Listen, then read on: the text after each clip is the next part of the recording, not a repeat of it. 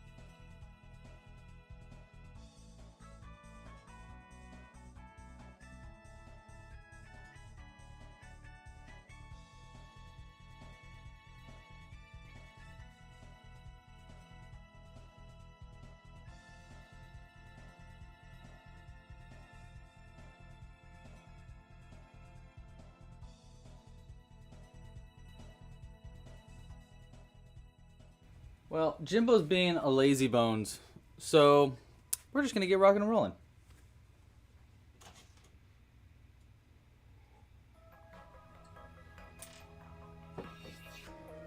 Yeah, you're just going to bug me the whole live stream, aren't you, bud? I love that. I love that for you. All right, buddy, ready to go? Here goes nothing.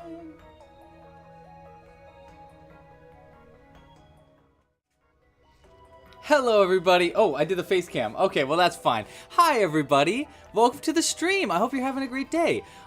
Today we're going to be crocheting some aliens and some UFOs. But before we get going into that, I have a few additions to the background that I wanted to add before we get started for last week's support. So, quick thank you. I believe it was Crochandro and Cooper. I've got a couple of stars that I crocheted for you. So we got this star. Hold on, Jimbo. We got this star right here, which we're gonna add right here, and we're gonna get to what this means in just a second too. And then we got this cute one with the little tiniest face. Look how little that face is. So tiny. So we're gonna add that one right here. And our solar system is really starting to come together now. All right, now let's switch to the hands. Ready, bud? Hi, everybody. Okay, so here's the dealio today. Today we're going to be crocheting a UFO, and I really think we can finish a few UFOs today in time for the by the end of the stream, because the UFO is actually a relatively quick pattern. We'll probably be going for about like 3-ish hours maybe. So yeah, we can make a few of them, I think. Jimbo's going wild and crazy. Okay, so today we're going to be crocheting UFOs. If you want to crochet along with me, there's a few things you might want to know. The first thing is where the pattern is. You can get the pattern right here at clubcrochet.com/UFO. I have a full-length video tutorial right there that'll teach you how to crochet it, and obviously the written instructions as well. For the materials... Sorry, Mr. Saturn. We're going to get to you in a second. Ha, Mr. Saturn. For the materials, we're going to be pulling from our newest seasonal crochet kit. These are available in the shop and a great way to support this channel. We'll talk about that in just a second. Everyone is watching Inside Out 2 right now. That's probably true. So we're going to be pulling our materials from our newest seasonal crochet kit, which also has a cute little pin. This is our pin from this year. Actually, I would love feedback from the chat right now. Do you in the chat like it when I do the magnetic pins like this, or would you rather it be physical pins, like, you know, like with the pointy end pins? I was under the impression that people really like the magnets, but Jules yesterday was like, I really like the regular pin stuff. So let me know what you think in the chat. I'm very, very curious. Yeah, anyhow, so it comes with that little pin. We'll talk about pins in a second too, but for this pattern, we're going to be using the colors green for our alien itself. Of course, we're going to need a little bit of our white for the eyes and parts of the UFO, and we'll need a little bit of our gray for the UFO as well. Beautiful, beautiful. So that's what we're going to be using today. Obviously, we'll need the stuffing as well. We'll put this to the side, though. I might have some of this yarn elsewhere that we could use, too. Well, that's okay. All right, so that's the materials you're going to need. Again, the pattern is available right here at clubcrochet.com/UFO. I'm going to turn that brightness up just slightly. Wrong way. There we go. All right, so that's where you can get the pattern and everything that you'll need. We're going to be using a crochet hook today. We're going to be using a size G 4mm crochet hook, a pair of scissors, a darning needle, all the things that you need to crochet. Obviously, you'll need some stuffing as well. Okay, I think that is all the things that you need. Now let's talk about how you can support this channel if you like what's going on here and you think that it's cool and you want it to keep happening. If you like what we're doing here, you can support a few different ways. The first easy free way is to like this video down below, subscribe to the channel if you're not already, and hit the little bell icon. That'll let you know when we come out with new videos, new live streams just like this. It's totally free and a great way to support this channel. Another great way to support the channel, if you want to monetarily, that would be awesome. What you need to do Oh, a magnet. Oh, you know what? I have a great idea for today's live stream. Hold on. Okay, wait. Let me get through this intro, and then I just got an idea for something that would be really fun for the stream.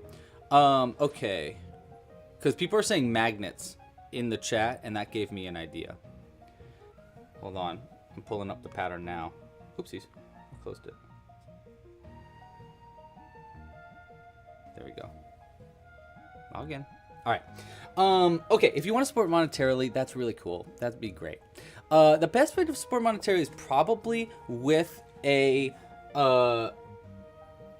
Club Crochet membership. Members get early access to future patterns. They get access to the exclusive library of tutorials. We have a whole bunch of tutorials on the website. The newest one, actually, Jimbo is yowling in the background, is our new astronaut pattern, Buzz the Astronaut. This is by another artist that goes by Curious Papaya.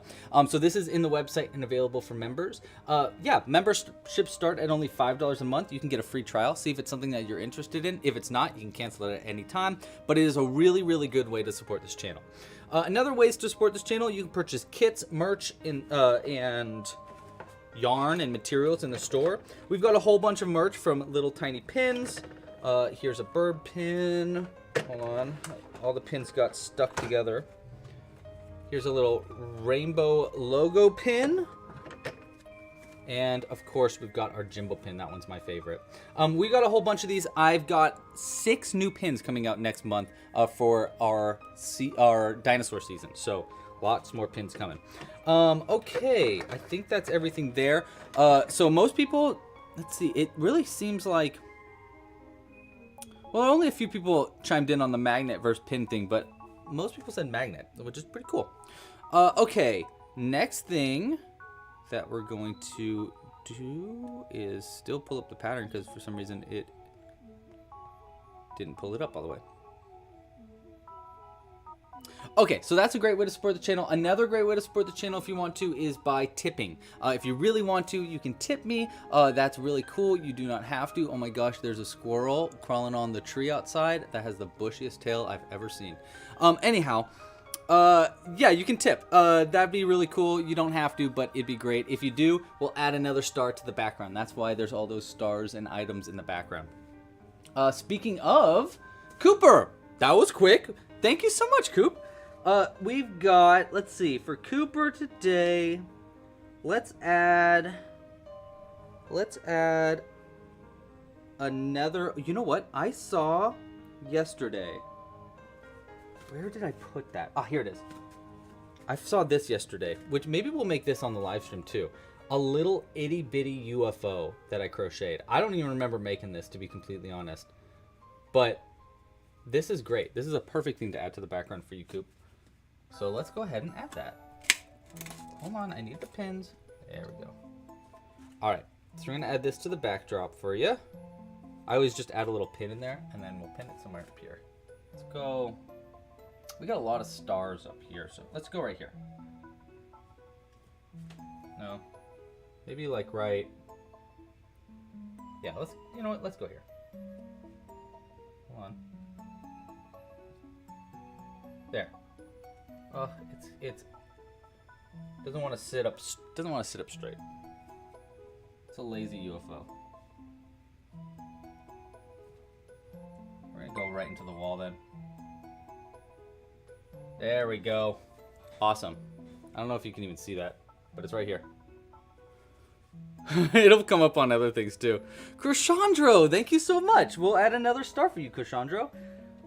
Let's see. We got, this is a cute little star to add to the background. Thank you so much for your support. Oh, look, it even has the tiniest face I've ever seen. Tiniest face I ever did see, Jimbo. And we're gonna go more in the middle now. We gotta start filling it out. Okay, so if you're interested in supporting, we'll add some more stuff for you in the background. Alrighty then. Well, let's get crocheting. What do you guys say? So here's my idea for today.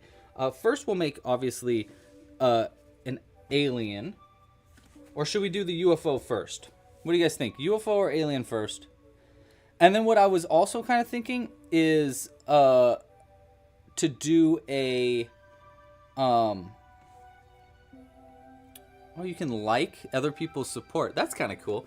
What I was also thinking is, what if we made a little cow that was like, you know what? I might even have a magnetic cow that would work here. What did I do with all? I like had all the Bonimals yesterday. Oh, I put them away. Hold on.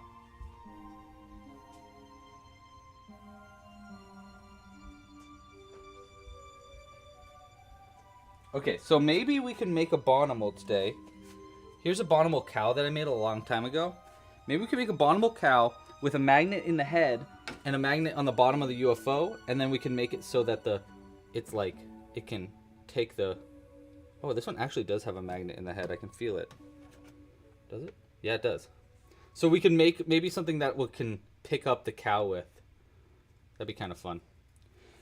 That would be kind of fun. Okay. Magnetic cow. But first, we got to make either the UFO or the alien. And Crochandro and Cooper both think we should make alien. Yeah, it seems like we're going to do alien. All right, so let's do alien first. So we're going to pull up the pattern. We're going to use this green yarn for this. There we go. We're also going to need our white yarn. Let's keep this right here. So we get that all set up. Okay. All right, so we got our green and our white yarn. We might have enough time to make a few different aliens too. I don't know, because the aliens are pretty quick to make. But yeah, let's get started on our aliens. I'm just gonna keep my white yarn over here over my shoulder and move this stuff over. I can't find my scissors. I put them away the other day and I can't find them. Oh, I forgot to also mention the Saturn pattern from a few weeks ago is now on the website as a preview pattern. You can find it by just going to clubcrochet.com/Saturn. Yeah. Okay, and you know what? If anybody supports for over $10 today, I'll add Saturn to the background.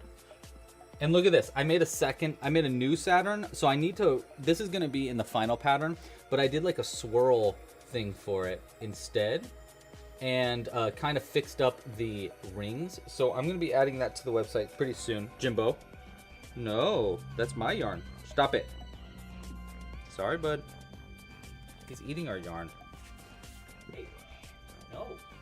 I'm sorry, buddy. You can't eat yarn. It's not edible. At least not my yarn. There might be a yarn out there that's edible. Stop. Back off.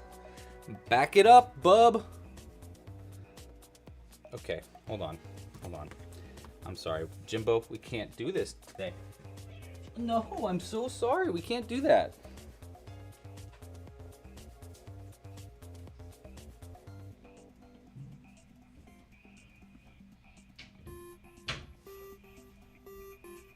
Okay.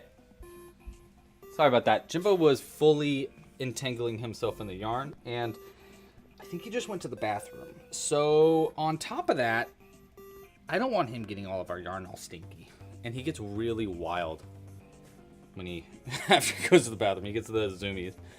Okay, so we're going to start with our goober alien. I'm just going to do a classic Cyclops goober alien first, and then maybe we'll do something weird for the second one. It likes the swirl. Yeah, I thought the swirl was really cool. I think I'd really like to do that for the final pattern, but I want to record a video tutorial because it was kind of tricky to do, but it was so cool. So I want to add that. All right, so 1, 2, 6, 7. How's everybody else doing? By the way, hey Gecko, how you doing? I haven't seen a Gecko in forever. It's just a normal gecko is all. We're gonna work into the back loops for this. Anybody else crocheting today? What are you guys making? Anybody else making a UFO? Alien? Anybody making anything else? What are you guys up to today? Oh, by the way, I forgot to mention our newest Club Crochet challenge starts tomorrow. I've got to work on that tonight. But yes, the new challenge starts tomorrow, and guess what we're making, guys? aliens. So this is just like, you know, a good kickoff. We're going to be making aliens for our newest giveaway, or our newest Club Crochet challenge. You can crochet an alien and have a chance to win a new kit. So it's kind of a cool little system we got going on. If you want to learn more about the Club Crochet Challenge, go to clubcrochet.com/challenge. It's not updated currently, so just be patient with me. It'll be up tonight. But yes, the challenge begins tomorrow. And essentially all you do is crochet an alien of your choice. You can make it up. You can use someone else's patterns. It's all up to you. But then you submit a picture, and I'll choose my 4 favorites, and then you guys will choose the winner from the 4 favorites. 3, 4, 5, 6, 7. And you could totally use this pattern for this. Also, you can make something else up, whatever you want to do. Zoe is making a mini dino keychain. Cute. And then gonna make a bunch of aliens. Very cute. I just made some dinosaurs last night, actually. I actually wanted to share a few things that I was crocheting. Let's see, what did I make? Oh, that's right. I made Iron Man last night for today's YouTube short. Basically, I did a short today about like Father's Day gifts. Hey, if you need a last minute Father's Day gift, by the way, just reminding everybody out there, Father's Day is this weekend. So if you want to make a last minute Father's Day gift, go to clubcrochet.com/dad, and I put all the what I think are the best Father's Day crochet patterns. Patterns on the website that would make really good gifts for your dad. That's what I put there. I just know it's kind of hard to get a gift for your dad. You know, that's for me. That's like the hardest gift given. And I really like giving gifts. So I thought, yeah, let's do that. Tig, you're doing well. How have me and Jules been doing? We've been doing good. Let's see, what have we been up to this week? Lots of Lava Run. I've been getting really prepared for the new game that I'm releasing this summer. By the way, if you don't know what I'm talking about, go to lavarungame.com. I'm working on a board game that's coming out in early September on Backer Kit as a crowdfunding campaign. If you want to learn more, I'm very excited about it though.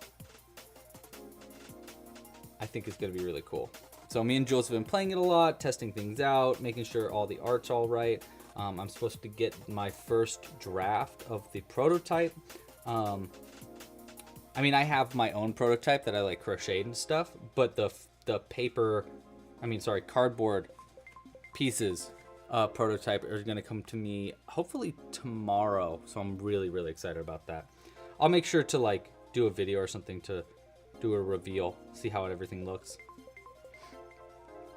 Celia, just popping in for a bit. Well, thanks for saying hi, Celia. You should while you're over here. Hope you're doing well today. Let's see, what else did we do this week? I finished that Fallout show. It was really good. I've actually been watching a lot of the show called Resident Alien. That show is very silly, very good. I like it a lot. It's a good show. You guys should check it out if you haven't already. All right, so we got our 2 little ear thingamabobs. I call them ears, but they're more like antennae. So the majority of the top part at least, not the majority, but the top part of our alien's already done. This pattern's actually pretty quick to crochet, I think. In fact, we're already up to where we're going to start doing color changes for the eye. For this one, I did a lot of color changes for where the eyes go. Because I remember when I was making this pattern, I really wanted to test out just using color changes to make spots and dots on my amigurumi. And I was like, oh, let's see if we can do an alien with one eye. Sure enough, you just gotta do color changes. Torrent the Dragon, new subscriber. Well, welcome. Welcome to the channel. That's really cool. What brought you here? The Burbs? Oh, cool. That is way cool. Yeah, we're going to be working on a lot more burbs coming soonish. Someone was actually mentioning in my newest video about my toucan pattern. They were like, hey, the toucan pattern's not on the website. I was like, oh, you're right. So I got to work on that, add that to the site. It'll probably be as a preview pattern first until I'm ready to record the video. That's usually the system, by the way. If you're wondering, like, the Saturn pattern, why is this Saturn not on the website yet? It's because I need to record a video for it. I don't need to necessarily for the Saturn normally, but because I made it all different, I want to record a different video for it.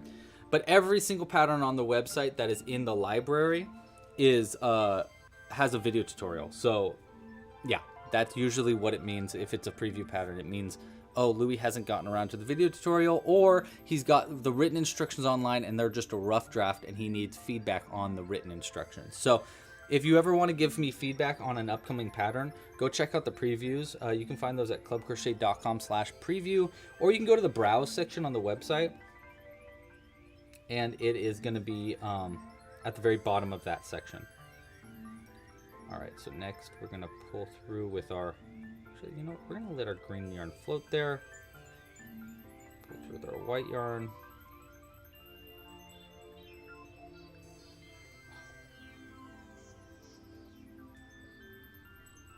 White yarn doesn't want to participate. One. Let's see, what else went on this week? I lock this yarn in. Let's see. Watched a lot of Resident Alien. Did a bunch of work for that. Oh, I've been trying to conceptualize a new dinosaur. I'm not really sure which dinosaur to crochet yet. I want to add a couple new dinosaurs in the new season. By the way, next season's kit goes live in about a month, actually. A month as of tomorrow. So it'll be around July 15th will the new season go live. And it's going to be called Land Before Twine. We're going to be making a bunch of dinos. And the new season, I want to add a few new dinosaurs to it. So I've been considering some of the dinosaurs. I've been doing some test runs for a Pachylephosaur. I don't know how to say it right, but it's a it's kind of like the head buddy dinosaur. I don't really know how else to explain it. It's a dinosaur that looks like they headbutt a lot. So I've been testing that one out. I also want to do the dinosaur that looks like Ducky from Land Before Time. I really want to do a little Ducky. Those are the two main ones. And then obviously I need to do some tiny dinosaurs too. I want to do some baby dinos, including a baby brontosaurus that can actually fit on the game board for the game that I'm making. Yeah, so I've been going in and doing a lot of dinosaur stuff this week. And that's only going to ramp up by the end of the... Yeah, Pachysaurolophus. Whew, that's hard to say. What's my favorite thing to crochet? Right now, my favorite thing to crochet are probably goblins. I have this new little tiny goblin pattern that I've been working on.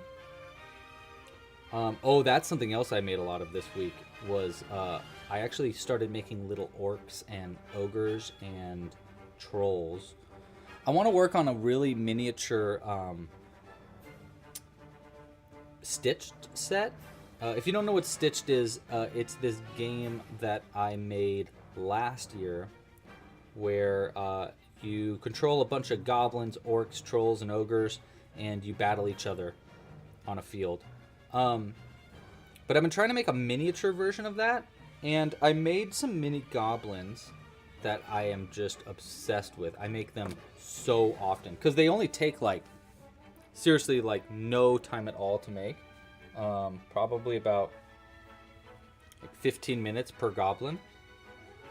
And so whenever I'm just sitting around waiting for something to happen, I'm in the going to the doctor or just waiting for a movie or something, I'm crocheting a little tiny goblin. I just keep a ball, like a small ball of this green yarn in my pocket, and a little ball of brown yarn and some eyes, and then I just pop out like 4 goblins while I'm waiting for something.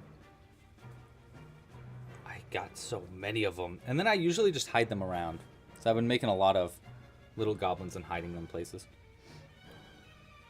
Yeah, I think a baby brontosaurus that fits the other sizes of the dinosaurs would be great for the game too.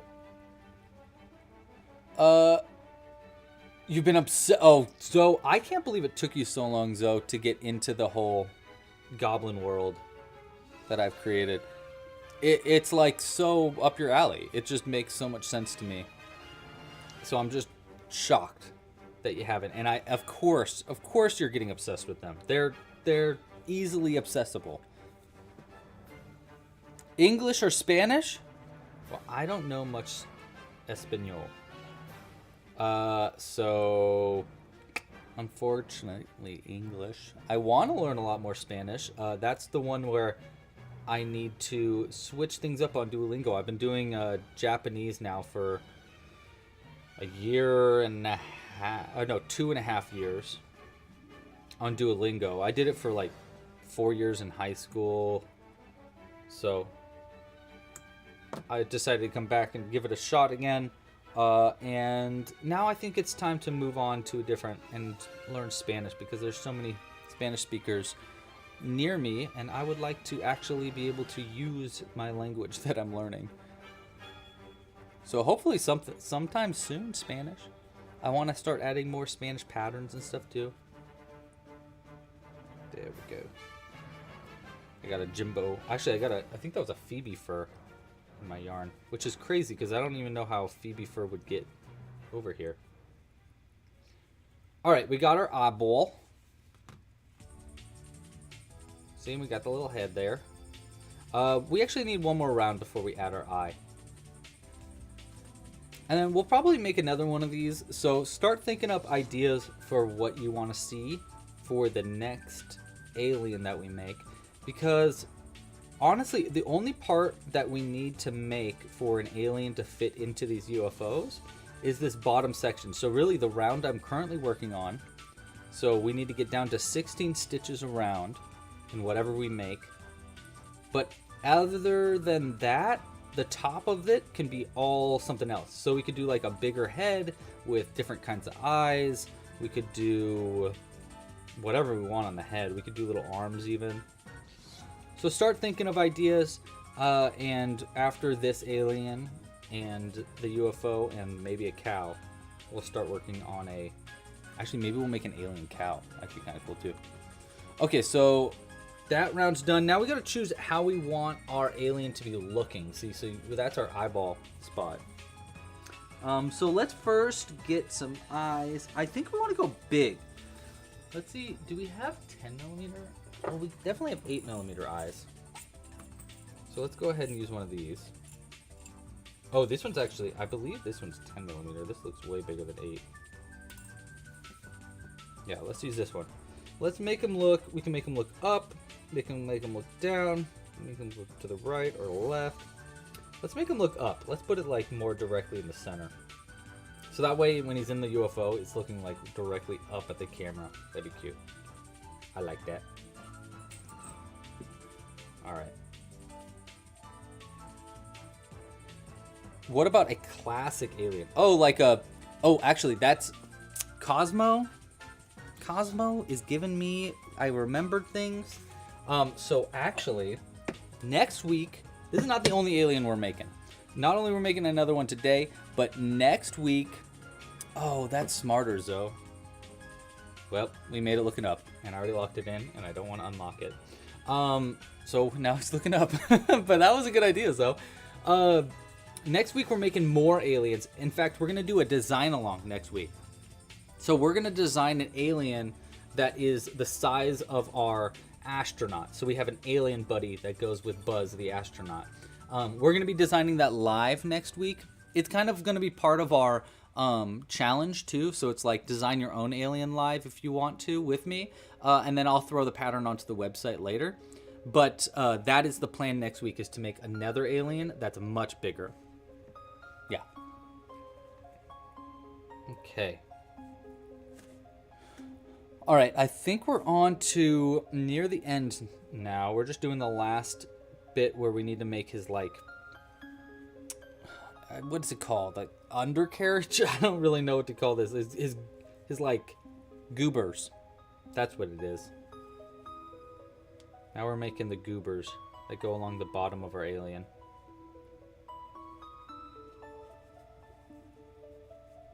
This. Really easy. The goobers are what hold them into the UFO also, so the goobers are pretty important. Can't really avoid the goobers. Stitch me up with Lainey Grace. How you doing, Lainey?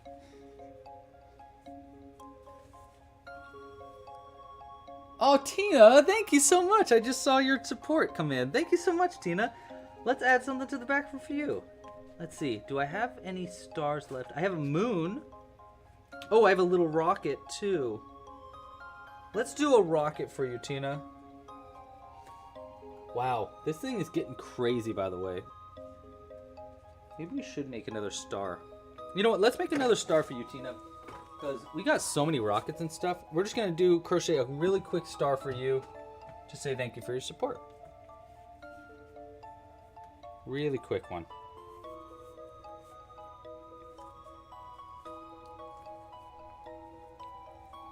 If you haven't ever made stars before, this is the quickest way to make them, in my opinion. You single crochet one, you chain two, you slip stitch one into the back loop of the second chain. And then you just repeat that 5 times. That's it. Easiest star pattern ever.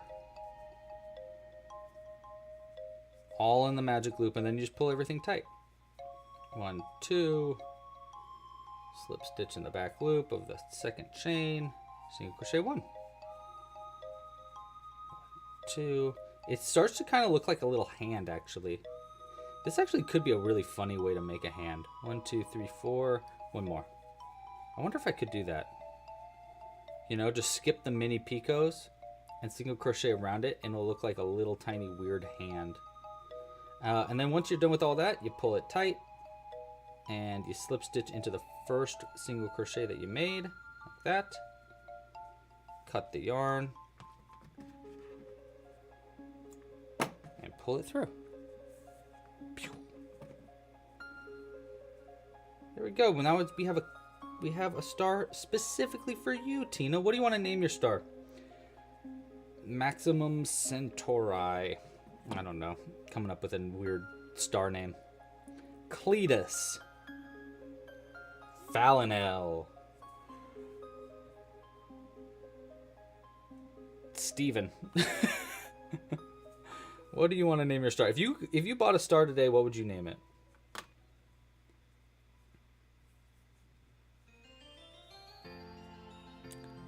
Ah, this is another star that I made that when you tipped.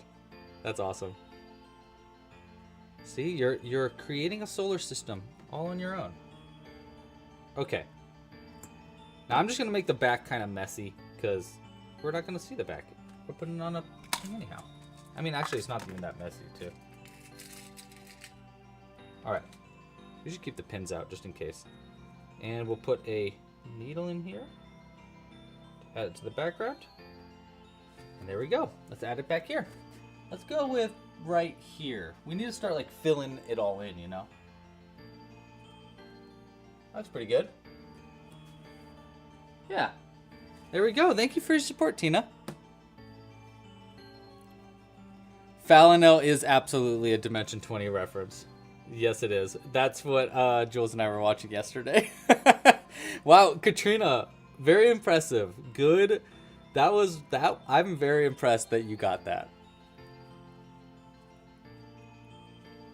That's really funny. Heyo! How you doing, Aaliyah? I crochet so fast. Well, I guess when you've been doing it for as long as I've been doing it, It's just kind of like second nature now.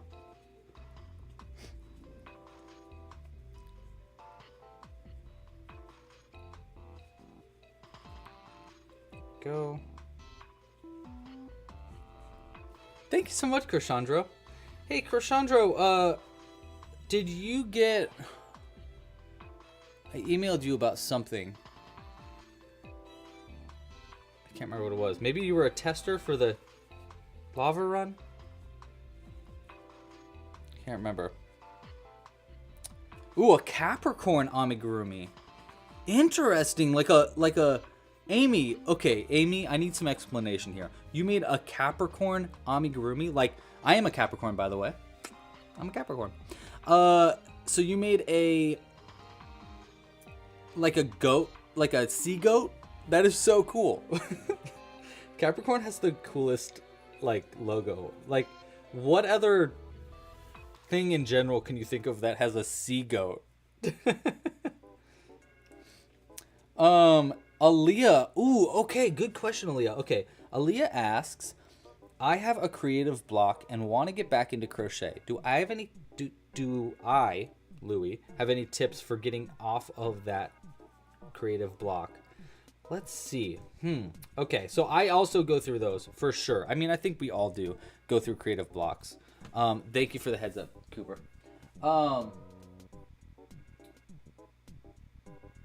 we go.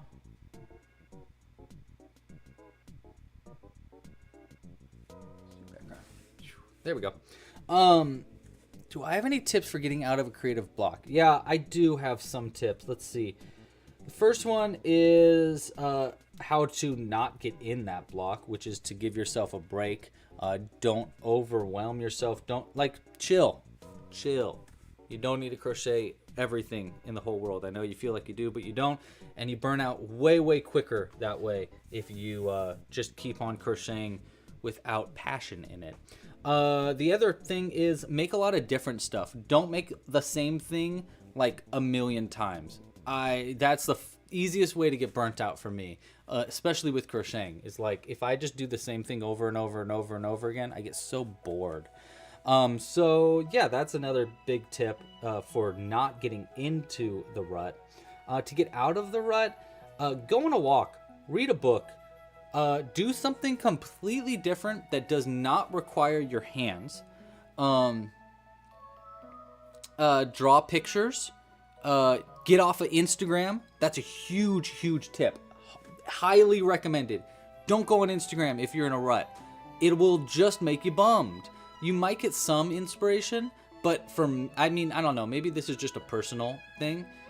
Whenever I go on Instagram, especially when I'm burnt out, all I see are the best, most amazing things that anybody's making, and they're posting it on the internet. And what am I doing? I'm laying around in bed. It is so depressing to me to just, like, I don't know. Instagram can be very influential when I have energy and want to do something. If I don't have energy and I already feel kind of bummed, it just makes me more bummed. Which is pretty, yeah, it's kind of hard to get out of that sometimes when social media comes into play. Social media in general is just not good for our noggins. So yeah, that's a big tip. That might just be personal. I don't know. Does anybody else feel similarly? Does social media bum you out when you're bummed even more?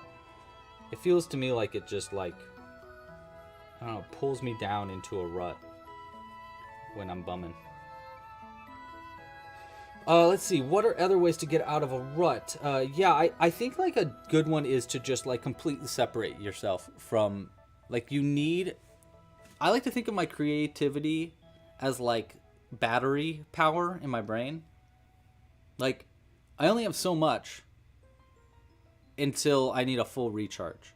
And that full recharge can be completely different for each person. I think that changes based on if you're, introverted, extroverted, where you're from, the things that you like. But regardless, there's something in this world that will recharge your battery.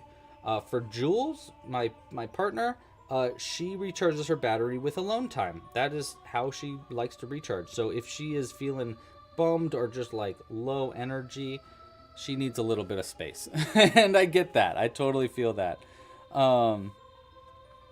But for me, when I need a recharge, especially when I need a creative recharge, I need to go out, see some friends, go do something outside that doesn't require creativity, or that uses creativity in a completely different way. But usually it's like I need to get outside, or maybe sometimes play video games to recharge. I guess it depends on the recharge that I need. I don't know. Hey chat, how do you guys recharge? What's your does anybody have any tips for yourself that helps you when you get out of burnout? Katrina says that the way that they get out of burnout is that they try other projects, step away from crochet for a bit, try other hobbies if that helps. Yeah, I think that's a big like way to get out of it, is you just need to step away. You know, like I like to look at it. I like to like watch crochet video, like, you know, join these live streams and stuff like that, but don't actively crochet. Just if you're really burnt out of it, just give it a second. Do a puzzle. I just got a puzzle for Jules. I really like puzzles because they're just like this nice, simple thing to do. And yeah, it keeps your brain like entertained, but it doesn't like sap your creativity or sap your energy. I just got these puzzles for Jules. Secret. Jules, if you're watching, turn this off. I got this puzzle for Jules that is it's like a game where what you're making in the puzzle is different than what the picture is. So you're trying to like figure out what's happening via doing the puzzle. And then there's also like a comic book and stuff to help out. It's really cute. I really like it. So I just got that for Jules. I do this thing for Jules all the time where whenever I see a gift that I think that she'd like, I'll buy it, and then I'll put it in I have a secret drawer that's called gifts. And I do this for family, friends, everybody. Anytime I see anything that I really think someone would really like as a gift, I'll buy it.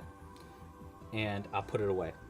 And then I'll bring it out so that on Christmas, I open up this drawer and I go, oh my gosh, I got a gift for this person. I got a gift for that's it, Michelle. Odd Pieces. That's what I got.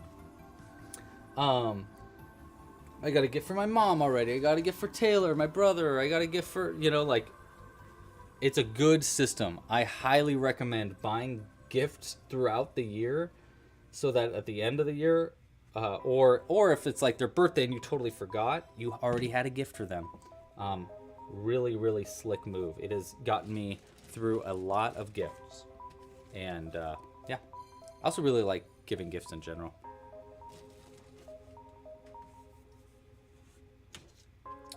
But yeah, that is what I got, Michelle. Have you done it before? The Odd Pieces puzzle? Is it fun? I hope it is, because I got 3 of them. All right, let's sew this closed now. We have got our main alien done. Have any good names for our alien friend here? I think they could use a good name. Let me know. I feel like alien names are one of the most fun things to come up with because they really can be just like Google. Hey, I don't know if you guys saw my email today, but I'm gonna fill y'all in on it because you're watching the live stream, and I really appreciate you watching the live stream. But at the bottom of my email that I sent out today, I actually put this pattern out gave this pattern for free. But you gotta check the email and look at the very bottom. It's a secret. Okay, alien is finished. Look at this goobery boy. Oh my god, he's so cute. I really like this guy. So cute. Okay, place that to the side. We got our alien done. Next thing we want to make is the UFO. We're getting beamed up today, Dazzle in action. Ooh. All right. So we need this. Okay. And we need our white yarn, which we already have. All right. Oh, that's a good one. Schneeberlach.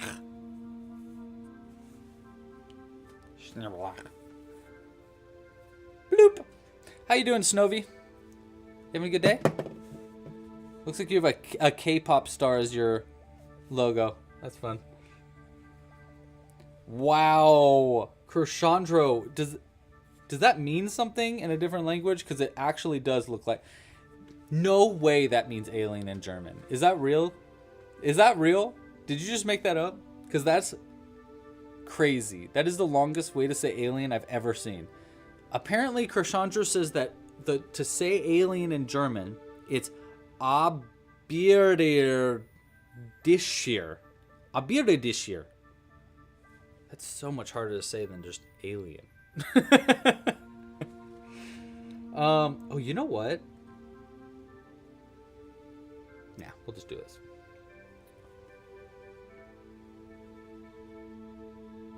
Will we? Yeah. Yeah, we'll just do this. German is very fascinating. It is a very crazy language. I think butterfly in German is Schmetterling. Just the worst way to say butterfly. Butterfly is such a cute thing, and the word butterfly is so cute. And in Italian, it's Farfalle. Such a cute name. And then in German, it's Schmetterling. Why? So funny.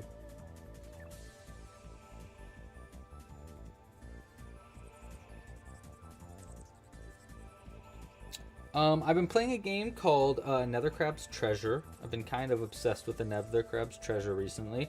It's a game where you are a hermit crab and you lose your shell and you have to like fight your way to get your shell back and stuff. It's a little bit hard. Actually, it's really hard to play, but it is really fun. So I've been playing that a decent amount. I feel like I play it for hours and I barely make it anywhere in that game because it's such a difficult game. But it is very fun.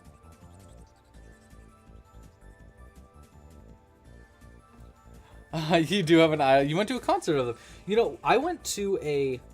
So we were in Japan, Jules and I, over in January. And we... got talking with these Japanese guys in a bar, and they were going on and on about idols. They were like, "Oh, we just came." They were from a different city, and they came to Tokyo to see an idol. And they were going on and on about this idol, and I was like, "What is an idol? I don't understand what you're talking about." And then, sure enough, it was like there's just this like completely different culture. Well, I guess it's not really that different, actually, at all. We definitely have idols here, but they're kind of like people that they're like influencers, right? They do sing. Sometimes they don't sing. Sometimes they just like look really cool and do fun things. But it's just like it's like a personality. I just thought it was so interesting. Oh, huh. I guess just the name idol is like interesting to me. Did I crochet this wrong? I did. I increased it too much, didn't I? 1, 2, 3, 4, 5. 1, 2, 3. Oh, never mind. 5. 1, 2. Wow. Without even thinking about it, I'm on it. Idol culture as well. Yeah, I agree. It's just... I mean, it's not like it's that weird. It's just, like, interesting. I've just never thought about it, you know?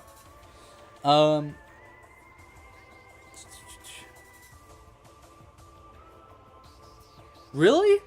Katrina? That's cool. What YouTuber voice acts in the crab game? That's really cool. What YouTuber? 1, 2, 3, 4, and then an increase here. So there's been a squirrel that lives in the tree right outside. I can actually see the the tree that I'm talking about. Remember earlier I was like, oh my gosh, a squirrel with a really bushy tail? So there's 2 squirrels that live in this tree. Well, I think there's 2 squirrels that live in this tree. There's 2 squirrels that I see all the time. One is missing half its tail, and then the other one is got all of its tail. I don't know if they're friends or enemies. Sometimes they get really mad at each other though, and they go. But it's really fun to watch the same squirrel, like, just, you know, I don't know. It's just cool. It's cool to see squirrels. Ooh, speaking of cool animals, watching cool animals outside. Zoe, do you got a pigeon update by chance? I don't know how many more updates we got left. The pigeons might have flown the coop by now. But Zoe has been helping some cute little baby pigeons get off their feet, cleaning them from mites, stuff like that, and we've been getting updates from them pretty much every week. So I'm curious, how are the pigeons? Michael Reeves, and he's crazy. Okay. Noted, Katrina. I'll check him out after this.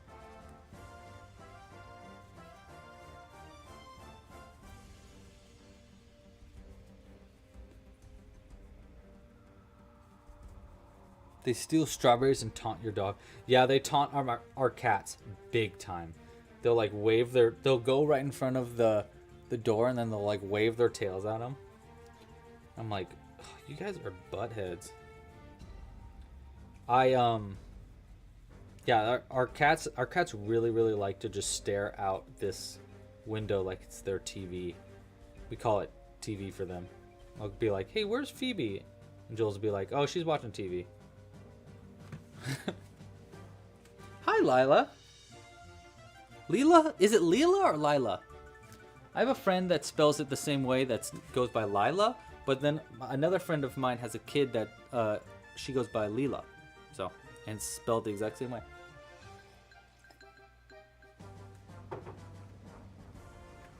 Okay, we're gonna do half color changes now.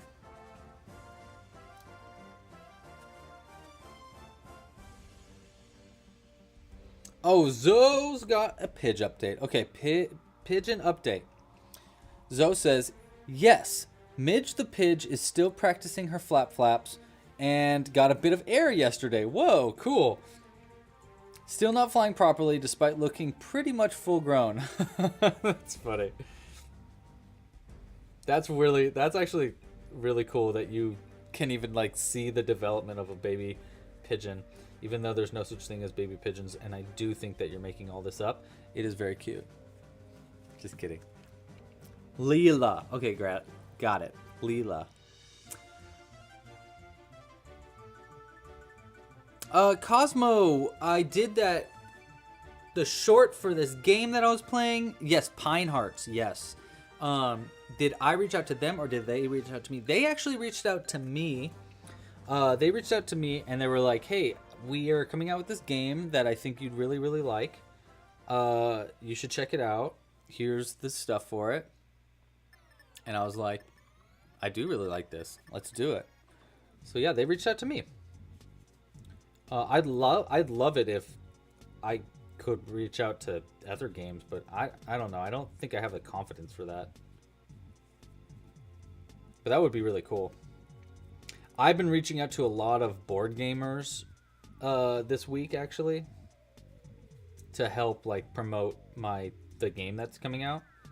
And so I'm learning all about this like influencer culture and like it's wild, guys.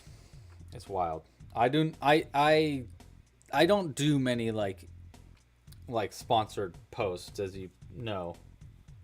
But like learning about other people that do a lot of sponsored posts, it is very interesting. It's expensive. It's expensive. I was like, oh, okay. I don't charge enough. / I don't have that money.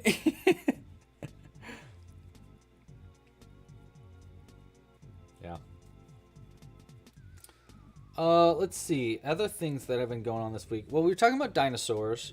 Another dinosaur I've been thinking about crocheting is a Spinosaurus. I just don't really know how to make a Spinosaurus look really unique and make it work right. So I've been kind of trying to work out ideas for that. But yeah, it's been kind of on the back burner a little bit because I don't want to make it huge. You know, I want to make it the size that is about the same size as like one of my little crocheted T-Rexes that are about, you know, like as big as we're currently crocheting, like about this big. But it's really hard to get a lot of detail in such a small area, as you can probably imagine, and not make it like insanely complicated to crochet. That's another big trick. Is it not only does it have to be like, oh yeah, that's a Spinosaurus, and it's super tiny, but also it's not the craziest pattern in the world to crochet. Working in the back loops only. Is that true? For some reason I feel like this is supposed to be the front loops. No, I guess it's the back loops. Okay, cool.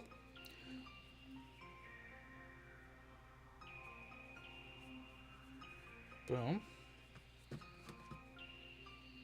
Done with our white yarn for now. We'll come back to that. Hold on, I gotta untangle this.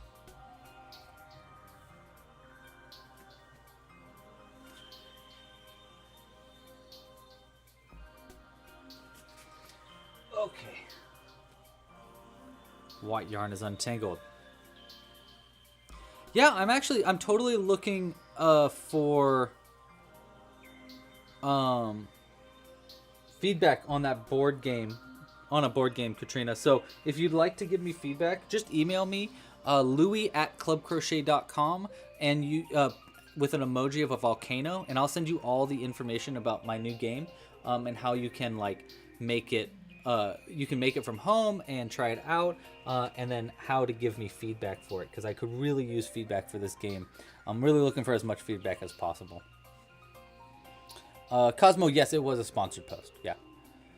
Okay, so we're on to round 7, by the way, if you're crocheting along with me. So we're almost halfway done with the UFO. And then after this UFO, we're going to make... Well, first we got to make the bottom of the UFO. And then we can make our cow option. And then probably also make another alien that could go into our UFO instead. Yeah, I think we could do that. Thank you, Cooper. Ooh. Ooh. Oh my goodness. My back is cracking. Crack-a-lackin'. Man, I really want to make a video game. Really bad. I just don't have the energy or time to figure out how to make a video game. You know what I mean? Like, I think that Lava Run, the board game that I'm working on, would make a great app game, like a mobile game. But I have no idea where to start with that. I'm kind of just hoping that the crowdfunding campaign that I'm going to launch makes enough money so that I can just get it made by someone. But, you know, that's a big if. And I also don't really know how much money I would need for it to be that successful. Hopefully, like, yeah, I think it'd have to be a crazy amount. So, you know, maybe one day. It would be really, really neat, though. I like games. They're fun.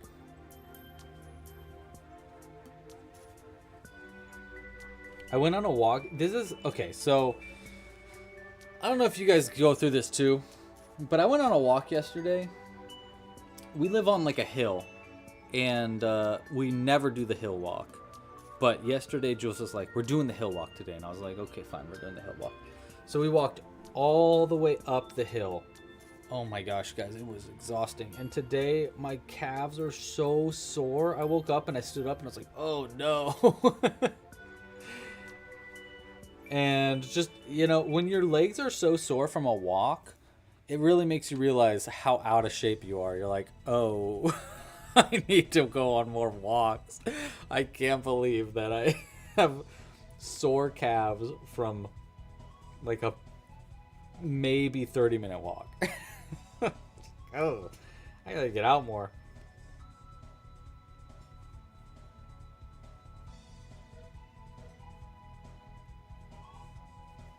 But I guess that's what you get for being really into crochet and not really into CrossFit. I had a friend the other day that was trying to get me into CrossFit, and I was like, Tim, no, I'm not a CrossFitter. I ain't a CrossFitter. I don't know how to exercise right. I can do sit-ups. Sometimes. 3.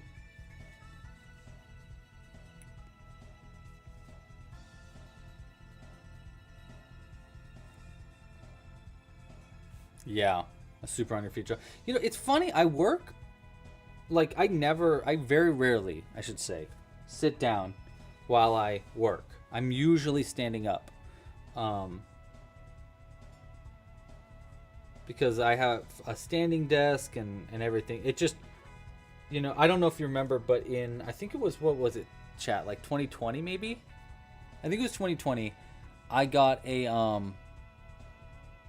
really, really bad back problem where I couldn't even sit down anymore, and I had to stand all the time. And since then, I mean, I've gotten over the back problem through yoga and stretching and standing a lot more. But, like, yeah. I don't know. Ever since then, I've just been, like, standing and working all the time. So I wouldn't think that my legs, like, you know, I'd think that I'd have a little bit more leg muscles so that I wouldn't get sore from a walk. But I don't know. I guess I don't. I guess I don't use my calves. Cooper, you got the 5 million steps badge on Pikmin Bloom. Dude, okay, so for context for people in the chat that don't know what we're talking about here, Cooper, me, and a few other people, Crochandro, I think is one of them. Witchy Boy, I don't know if they're in the chat. They're one of them. We play a game called Pikmin Bloom every now and then. Actually, pretty often, I think. We basically, it's kind of like Pokemon Go, but with Pikmin, which are another little Nintendo character. And in it, you like walk around, you plant flowers, and you help out each other with like destroying mushrooms and stuff like that. It's a very simple game, but dude, Cooper is crazy in that game. Cooper walks so much, you guys. Seriously, it's crazy. Like, I don't like know where he walks and stuff, but I'll log in and I'll be like, Cooper just walked like 10,000 steps today. What? Where? It's wild. It's wild. I walk like 3,000 on a good day.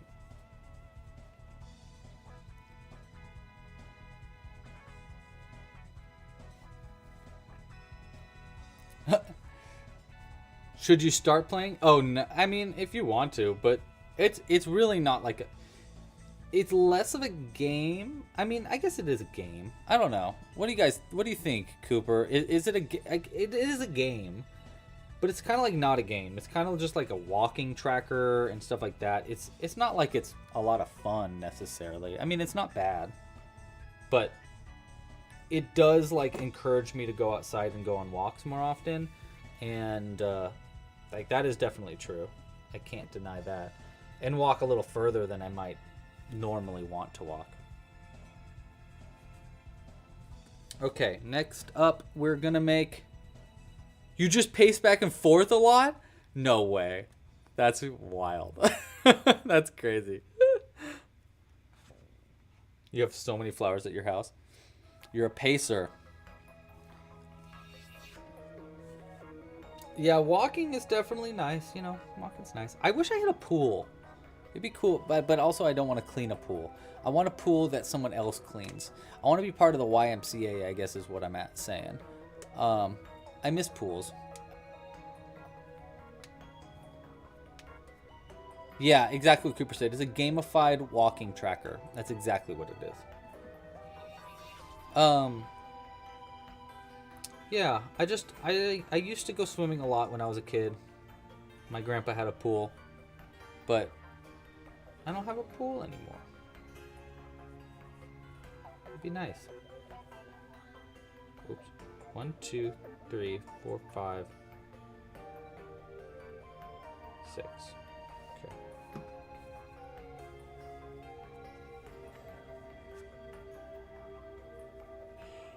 I'll pull this tight.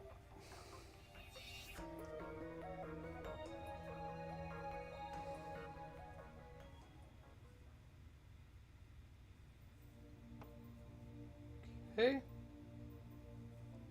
Hey, this song is from Pikmin, I'm pretty sure.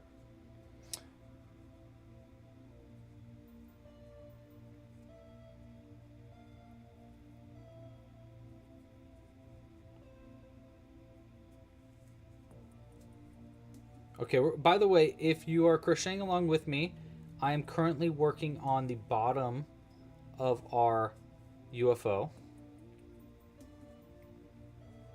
Oh, also, I'm working on a new system on the website. This is just something that I've been meaning to tell y'all. We're working on a new system on the website so that you can submit your pictures on the website to enter the Club Crochet Challenge. I also want to make it a similar system for these live streams so that you can upload a picture to the live streams, and then we can have. I want to make this picture down here be like pictures that you guys can post while we're in the live stream, so you can show like the things that you made and stuff. Obviously, we need to like moderate that just in case someone is a weirdo and puts something terrible on there, but. Yeah, we'll have like a moderator doing it. That is kind of the idea. I just wanted to make basically a better way to put pictures up rather than just using the Discord or Instagram. I mean, Instagram does not even work anymore for pictures. Like, I can't even see half of other people's pictures because of the way Instagram's algorithm works, where they won't even show you the most recent anymore. So. Yeah, we needed a new system, especially for the Club Crochet Challenge. Are these both paid patterns? This one is a paid pattern, yes. It is, or you need a membership on the website. You can always get a membership. The memberships start at only $5 a month, and you can get a free trial. So you can get a free trial, check this pattern out, then leave if you want to. It's really not a big deal. But yes, the answer to your question is yes, Chibis. He's just a little guy. He's just a little guy. Hi, little guy. I'm just a little guy. Does anybody else remember the episode of Parks and Rec where Tom is talking to Ron and he's like, "Oh, Ron, you can't hate me. I'm just a little puppy." Does anybody else know what I'm talking about? Because I quote it all the time to Jules, and she's like, "What are you talking about?" I'm like, "Never mind. You just a little puppy." All right. We're going to do something fancy there. Boom.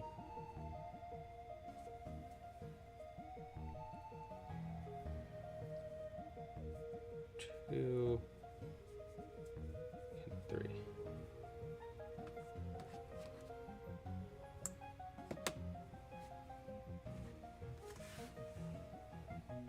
All right.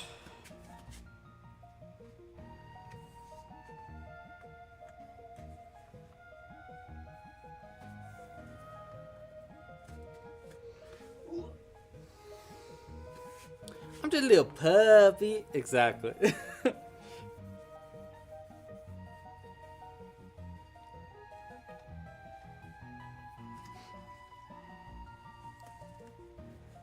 Hey, how are we doing on lag, by the way? We haven't had lag in a while, right? There's no lag? Just want to make sure. Pretty sure it's doing pretty good. 1.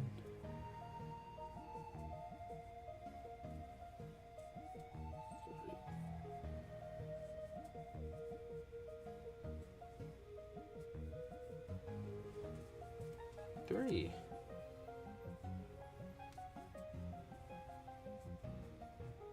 Katrina, it is really cute. Here, you should add us on it. You know, I don't.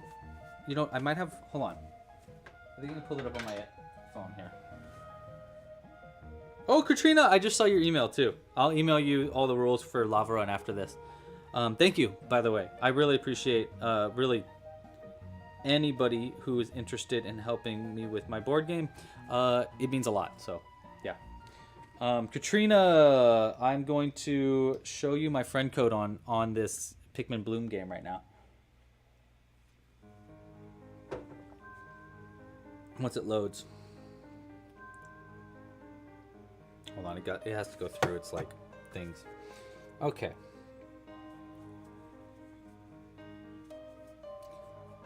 Two, 3.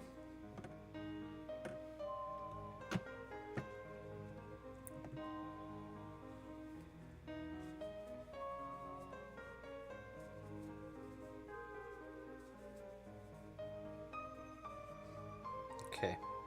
I wish you could like trade Pikmin in this game.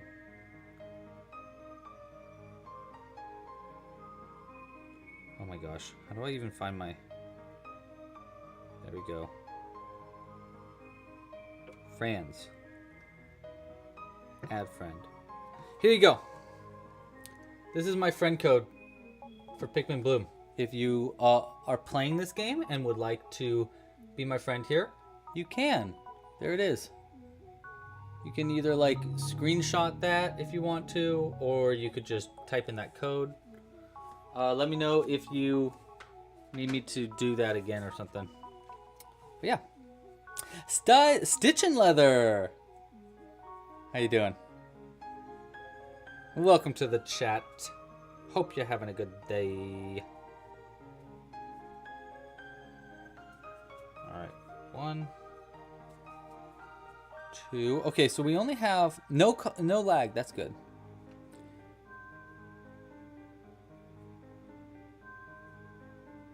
Cosmo, that's so funny that you said that. Cosmo, I actually know him. His name is Steven. He is. I ran into him the other day in LA. I was actually supposed to get lunch with that Crochet guy yesterday, but I couldn't go down to LA. But yes, we know each other. I've been trying to work on a collaboration with him. Actually, check this out. You're gonna like this a lot, Cosmo. Check it out. He made me a what's it called? Ninja Star. So this is a Ninja Star that he crocheted. It's kind of coming apart a little bit because Jimbo's been playing with it. But yeah, kind of cool. He's actually only, you know what's crazy? So I ran into him a few weeks, or like a month or 2 ago now, I guess, randomly in LA. I was gonna email him anyhow, just to like, hey dude, we should collaborate or whatever. And then I ran into him randomly on the streets in LA, and he had only been crocheting for 9 weeks. 9 weeks when I met him. That was like last month. He's only been crocheting for 3 months. Isn't that crazy? That's crazy. That's wild. I mean, I don't know. Like, that's wild.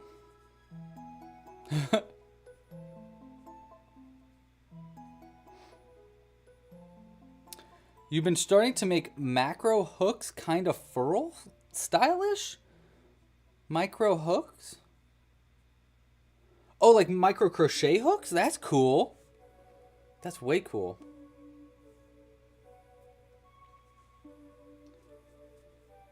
Okay, so now we're adding the we're on our last round of crochet for the bottom of our UFO. Then we just need to sew everything together, and then we can add whatever customizations we want to add. So I do think it'd be fun to do a cow. So maybe we'll do that. 1, 2. I think these are supposed to be just micro bubbles. Yeah.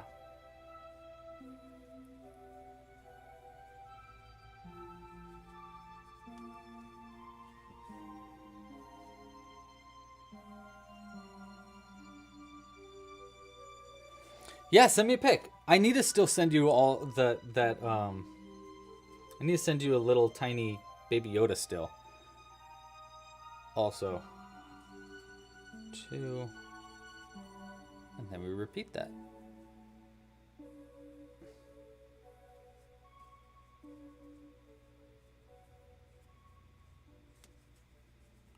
So I'm making like the lights at the bottom of our UFO right now. 3. Switch.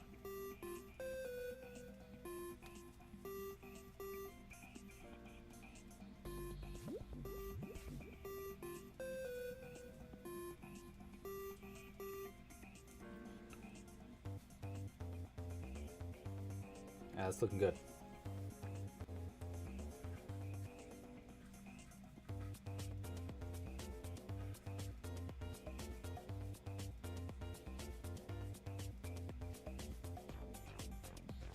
One, 2, 3.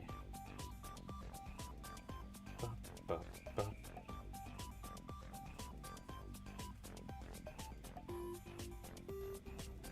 All right, this is coming together.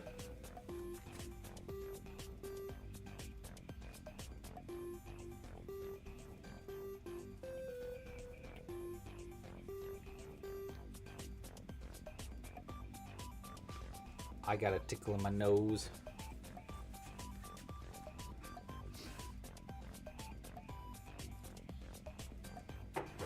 Being a guy, you get so many, I mean, I don't know.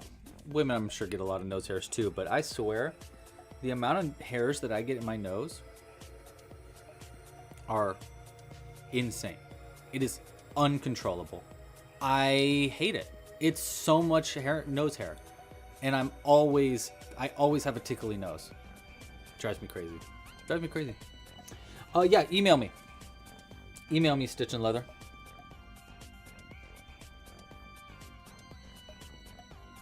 Yeah, well, actually, I mean, he does make detailed crochet, kinda. It's all made with it's all made flat though. He doesn't do amigurumi. He doesn't do like a lot of shaping. It's just like crocheting flat pieces and sewing it together. So it ends up being detailed, but it's not too difficult to crochet. Like as far as like the patterns aren't like crazy detailed, but the way that they're constructed or like sewn together is like the detailed part. So yeah, that's true though. He did just make a crossbow. I did see that the other day. Yeah, I wanted to do a video with him with like my little goblins. That I thought that'd be kind of fun. He thought that was kind of a fun idea too. But we need to meet up. So we met for coffee twice. And yeah, I was supposed to meet up with him yesterday, but it was just a long day and I couldn't do it. I had a lot of work to do. Krishandra's playing Pikmin. I need to make a gnome. That's going to be coming soon, actually. So yeah, it's going to be dinosaurs is the next season. Obviously, we're going to be doing a lot of lava run stuff then. But then after that, we're going to go to forests, and I want to make a gnome for the forests. I actually have to put together those kits, like really soon. I need to figure out what's going into the forest crochet kits.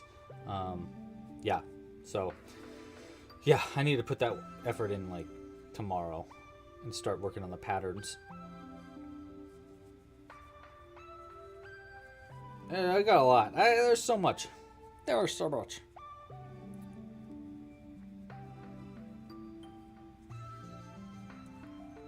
All right. Boom.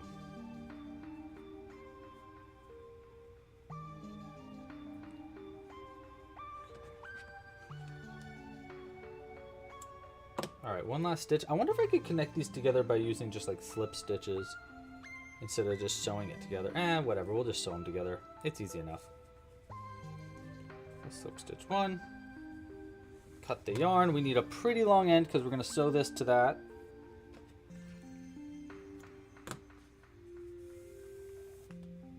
Alright, let's sew our UFOs together. UFO halves together. See, so there's the bottom. Wait, 1, 2, 3, 4, 5. 1, 2, 3, 4, 5, 6.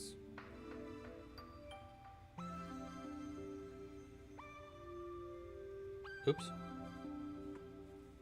Oops, I forgot a round. Ha ha ha! Oopsies. Let's undo that. We're gonna have to pull our gray yarn back in. I goofed that. Hey Bella, welcome to the chat. How are you doing? We are crocheting a UFO and an alien right now. Am I going to make a tutorial for the Iron Man on Father's Day video? Yeah, that's a free tutorial on the website, Chibis. Yeah, totally free. You don't need to pay for it at all. You can find it, I think you can probably find it by going to clubcrochet.com/ironman. Yeah, you're talking about this one? Yeah, this is a free tutorial. There's a video and everything out for it. He's a finger puppet also.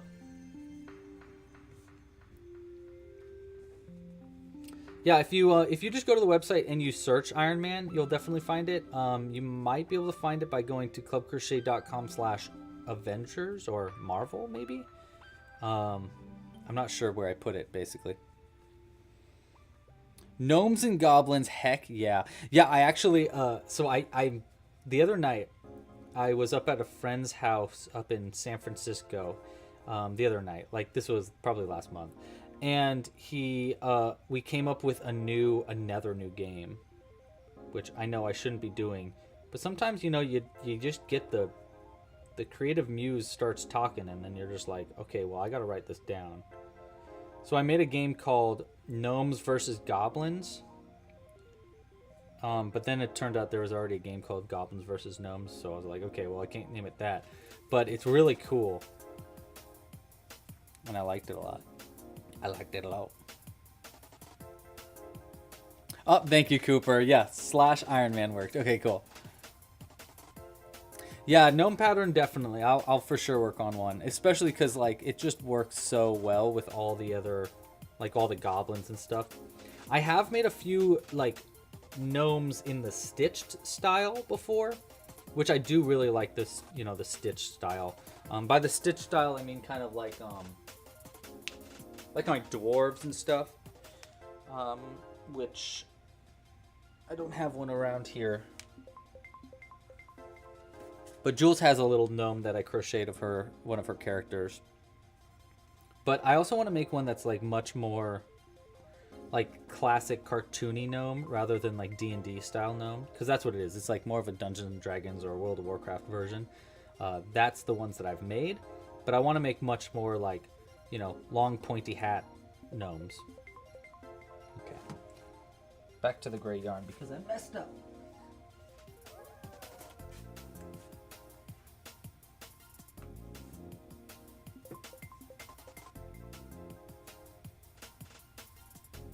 Oh, that's great.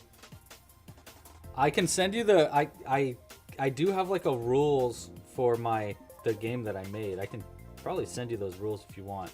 So for a game that you could play goblins versus gnomes. It's very cute. Yeah. I want to, yeah. Actually, you know what? I'll fill you in on my whole plan. My whole game plan right now, because why not? Who cares? You guys are my friends. I'm not worried.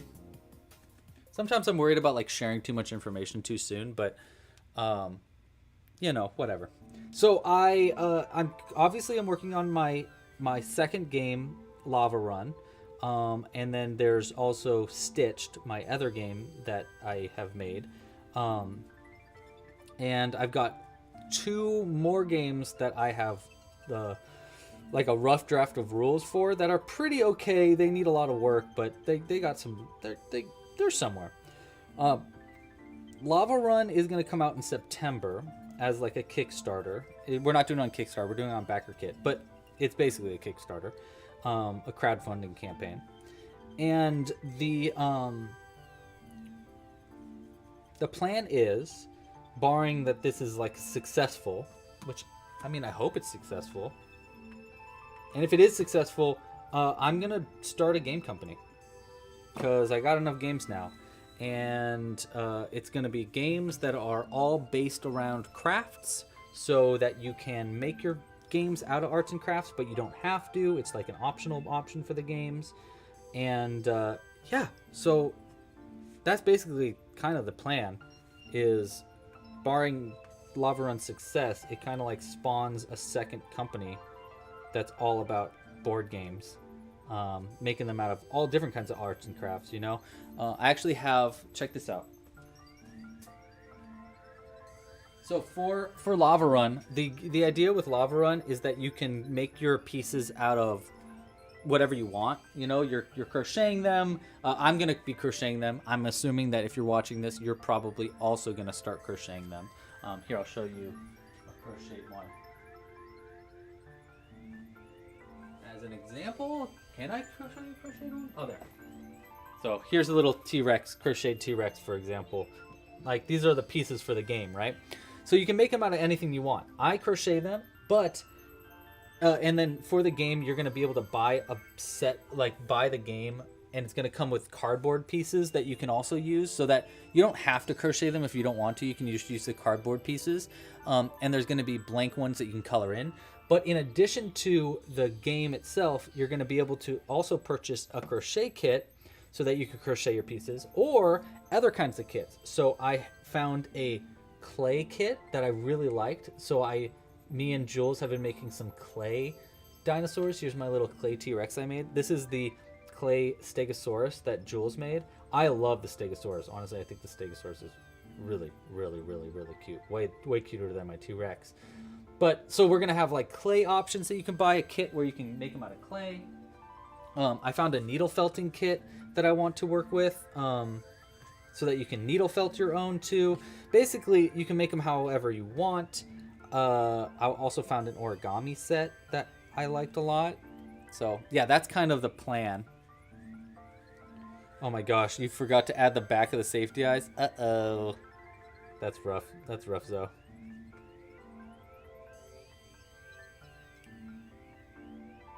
Honestly, I'm just really excited. I think it's a really good idea for sure, but I also just like it, you know.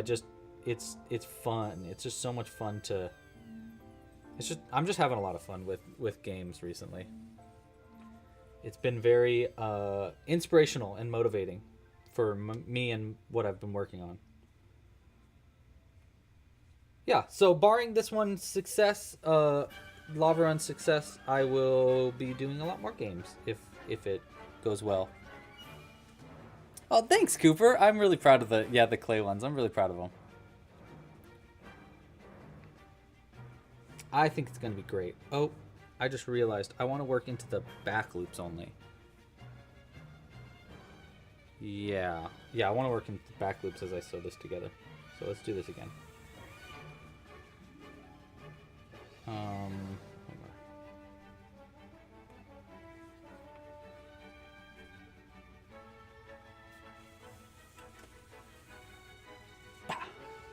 Do you think they're ever gonna make do you think they're gonna make, you know how they made like the Mario movie? And it did really well. It was fun to watch and stuff, and I'm sure they're gonna make a bunch more of those. Do you think they're gonna keep going? And do you think they're gonna make like a Metroid movie? And I know they've talked about a Zelda movie. And then do you think eventually they'll do a Super Smash Brothers movie? Because that would be sick. That would be awesome. My 12-year-old inside wants that so bad. Would be so stoked on that. Just like, oh my gosh, Super Smash Brothers the movie. Katrina says they have 2 game design classes. In one, you were tasked with making a board game, so you have that sitting in the closet. Was it fun? What was the board game? What game did you make?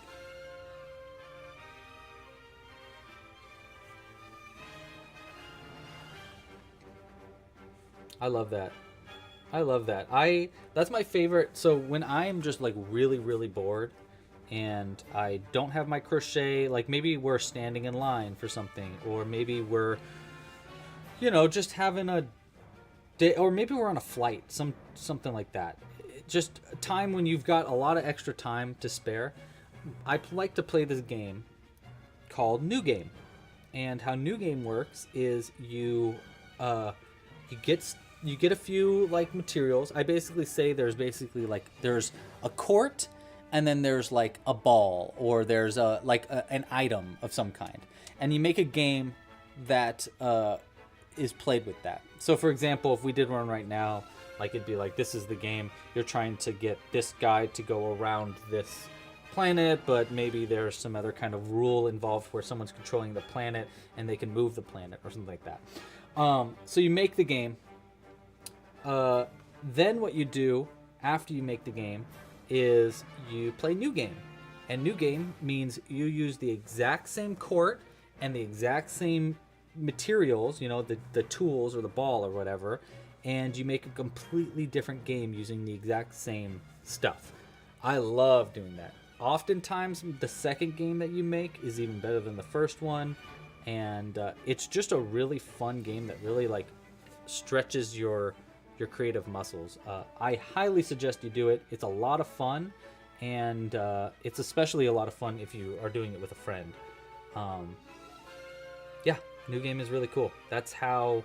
Actually, none of my games that I've come up with have I published that I've made with New Game, but I do have a few that I like that are really fun. And it's a good exercise, I think. It's a good creative exercise. Oh, it's space themed? That's cool, Katrina. It's called Captain Doggle's Adventure. The board is metal and the pieces have magnets glued to them. Oh, that's cool.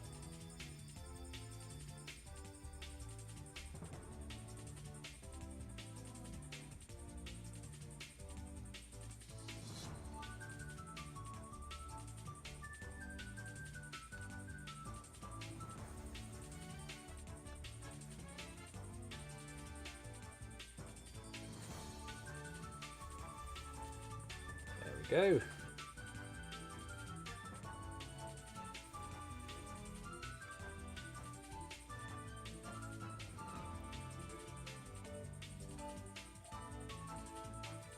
Yeah, we'll go a little further before we stuff it.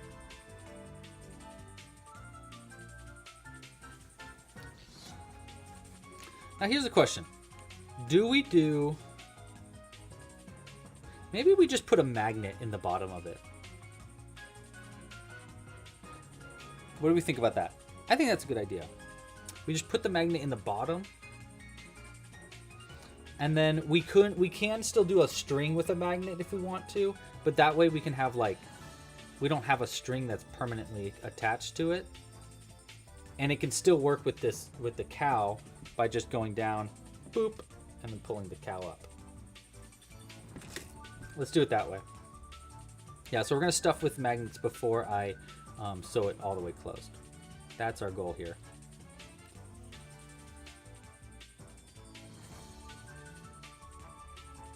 Where's my phone? Here it is.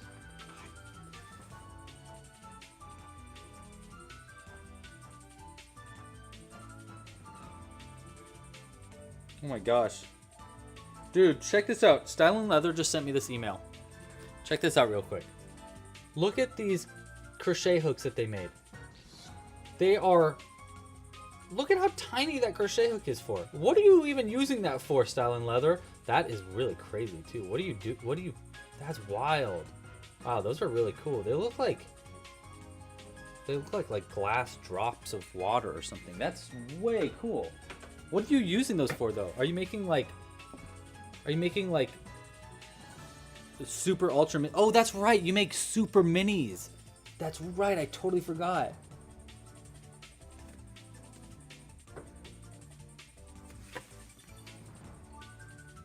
So you like crochet with thread.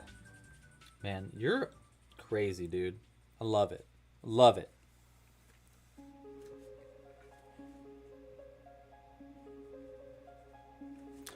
Yeah, I know. I totally agree with you, Cooper. I am very nervous about Hollywood and making a Zelda movie. I totally agree. Blade Does Hobbies. Wow, I love the name. What are we making? We are making a UFO and an alien. So the UFO is just about done, and the alien's going to be able to sit in the UFO. I know it doesn't look like that, but this will actually get tucked in like this.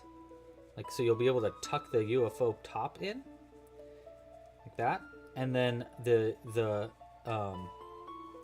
alien's going to be able to sit in the UFO like that. We're also going to add a magnet to the bottom of the UFO, and we're going to make a cow that also has a magnet so that the UFO can go and grab the cow. That is our plan today, Blade.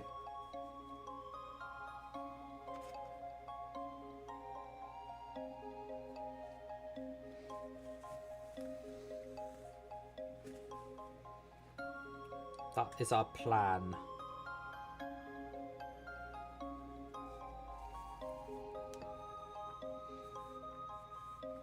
And we're about halfway done with the sew enclosed part. So yeah, we're almost there.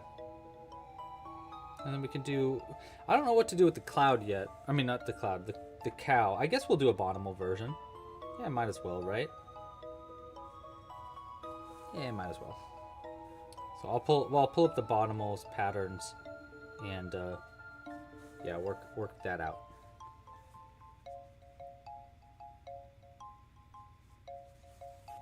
Oops.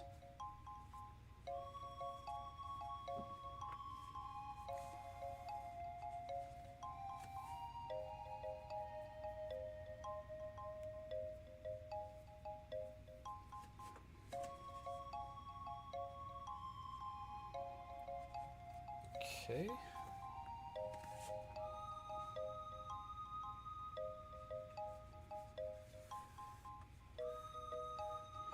All right, let's stuff this a little bit.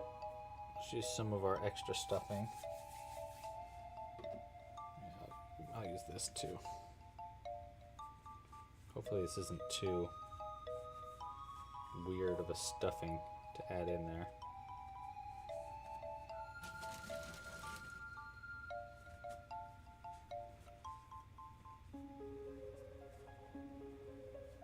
What we really should do, you know what, we'll do a little less at a time, because we need the center of the stuffing here to be kind of hollow.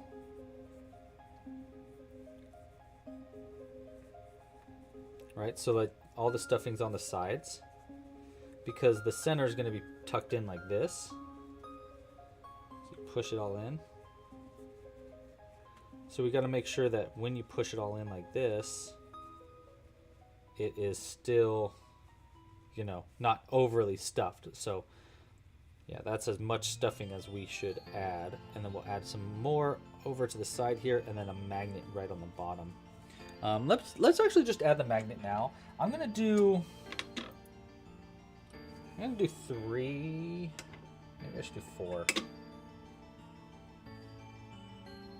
Looks like 3 is pretty good. So we're gonna do 3 right here. Bottom. Use this other magnet to keep them in place as we finish this up. But this should work where it'll just go down, picks up the cow. Good. Okay, so that covers the magnets. I'm a little worried that the magnets will move around on the inside, but you know, maybe it'll be fine. Maybe it'll be fine. Let's hope. I mean, I can always like reorient them and stuff by using other magnets. But yeah, it's a prototype. Let's give it a shot. See what happens. It'd be cool if you could use stuffing for the UFO beam. Oh! That'd be kind of cool, Tig. I kind of think I know what you're talking about. That'd be kind of cool. Let me think that through. Yeah, that could be kind of cool. I mean, because it's magnetic too, we might even be able to do a UFO beam that is like you magnetize to it so you can remove it. But then where would you keep it?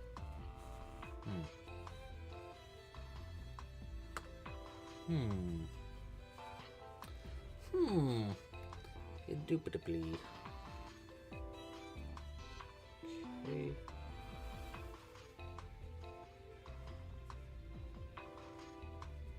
Yes, that's a UFO.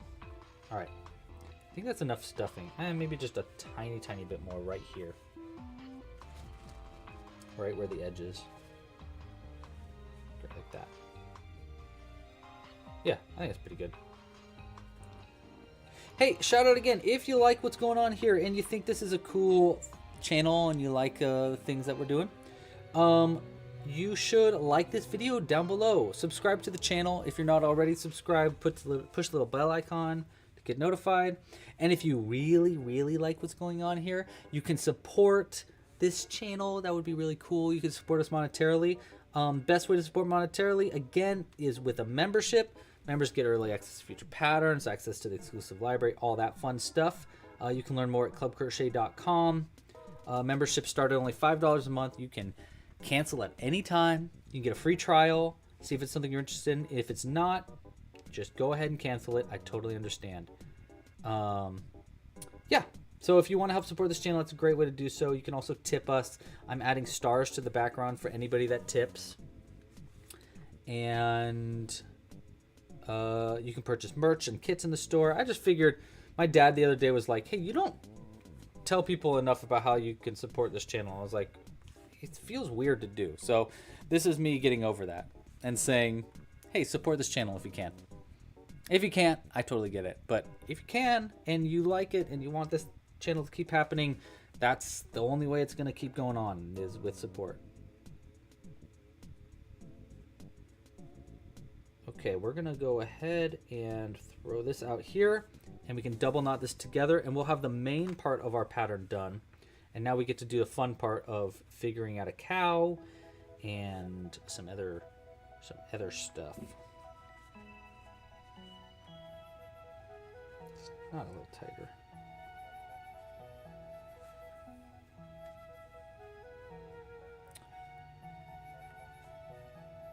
Oh, that's cool. We could do the beam with some yarn in different colors and brush it out. Ooh, that's a fun idea too. Okay, let's try to figure something out for the beam next. You know, because worst case scenario, we use this cow as our cow. And we don't have to worry too much. Look at that. He's like brain slugging it. And we don't have to worry too much about doing a cow. We can focus on the beam, and then if we have enough time, we'll also do a cow. Okay, so first off, by the way, let's make sure our alien here can fit into his UFO. Okay, so now we got the alien in the UFO, and if he's not in his UFO, we take him out, we put him down, and we turn the UFO into back to just a regular UFO like that. There we go. And now we've got a UFO and an alien that can sit in it. And the bottom of our UFO has our magnet that we can use to pick up a cow. Okay, so we got the main part done. Next thing we want to do, let's put our UFO back into our alien back into his UFO for now. Don't want him getting cold. There we go. Okay, we'll put this here. And yeah, let's figure out how we're gonna do a beam. So I did like the idea of doing different colors and then brushing it out. Let's see. We're definitely gonna want like a yellow and a green, probably, right?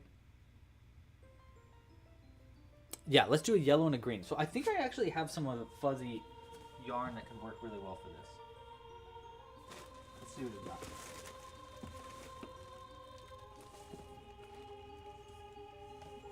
Let's see.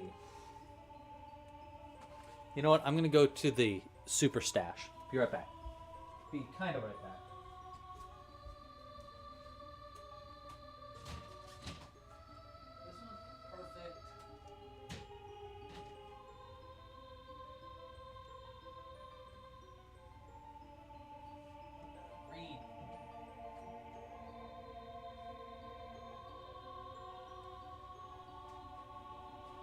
Okay, guys, I got just the thing here. All right, so here's what I'm kind of thinking. First off, we got this green, which I think we can brush out a little bit if we want to. But even better, I mean, look at this. This is like the perfect stuff for it, right? So what we could do is make the main part of it just green, and then use this fuzzy yarn to wrap around it to make like a swirl that goes up it.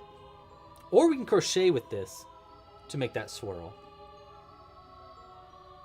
Yeah, you know what? Maybe we'll do like slip stitches around it to make the swirl. And then we'll do a magnet in the top of it. We'll basically make a cone, right? We'll do a magnet in the top of the cone so that it can connect to this, and then a magnet in the bottom of the cone so it can connect to our cow. You know? That'll work. I think that's a good idea. Now, do we want to use this as our main green is the question. Could also use like a purple maybe. Or a different shade of green. Of course, we could do that too. Do you want me to draw it? Let me draw this out too.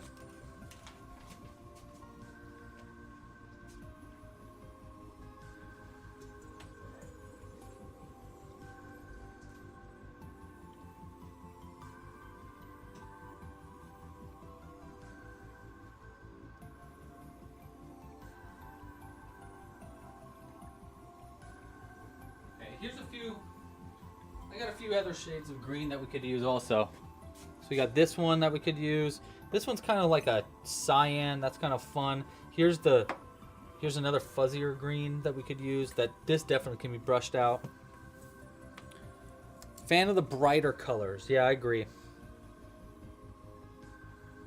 Magnet ideas. Okay, cool. Okay, yeah. So you know we got our like alien here, and it's UFO. You know, 1, 2, 3, 4. There's the middle UFO right there. Okay, so the beam. You know, if we have the cow here, by the way, let's do a little cow.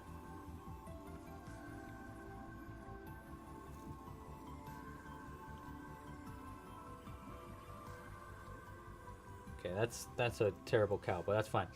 So the beam is going to be like this. So just like a cone, and then we slip stitch around using our fuzzy yarn so that it looks like this. Okay, that's the plan. So this is what we got to make. Okay, let's do it. Let's use let's use this one. I think this one will be a brighter green. It's not the same as our alien, and it's kind of a fuzzy one, so we can kind of like we can brush it out if we want to, or we can just leave it, or we could do, gosh, but these two colors are good too.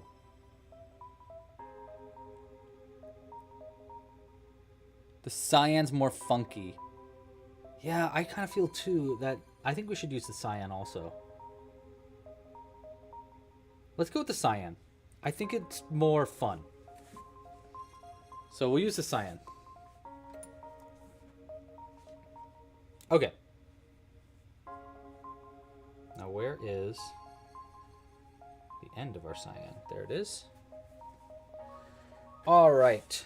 Here's how we're going to do this. We're just going to start with a simple cone. We're basically, you know what I'm going to use? Yeah, you know what I'm going to use? I'm going to use the birthday party hat pattern. So on the website, if you want to do this with me, by the way, I'm using the birthday party hat pattern as the cone for our UFO. So, easy enough. I'm actually going to skip straight to round 2, though, and do 6 single crochets around, and then we'll make it bigger after that. No, the cone is actually only 4 around for the first round for the birthday party hat, but I think we need a slightly flatter top so that it connects to the magnet a little bit easier. So yeah, we're going to start with 6 single crochets, and then we're going to up it by doing the exact same pattern as the party hat, which is going to be starting with a single crochet in each stitch.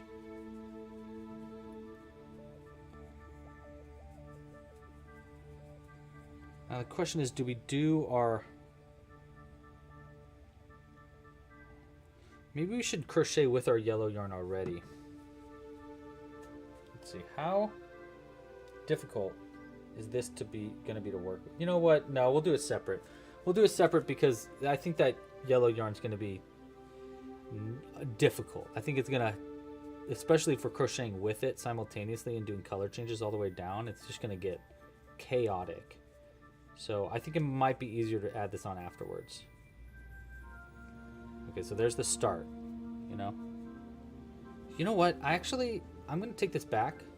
The start, we're going to crochet in the back loops only for round 2 here. So round 1, single crochet into each stitch around. Round 2, working into the back loops only. We're going to single crochet in each stitch around. I'm actually going to start by slip stitching 1, chain 1, starting in the back loops only of all the stitches around. Just do a single crochet into each stitch around for round 2 of our UFO tractor beam. That's what we're going to call this, a tractor beam.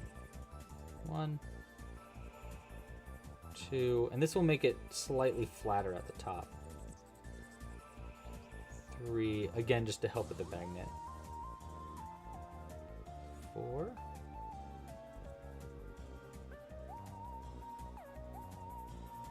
5, and 6. Okay, so now it's got like more of a flat top. So when we add the magnet, it should like connect a little bit cleaner, like that. Yeah. The feet of the astronaut reminds you of bowling pins. Yeah, I could see that.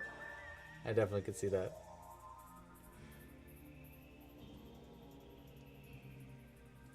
All right. This is our next stitch.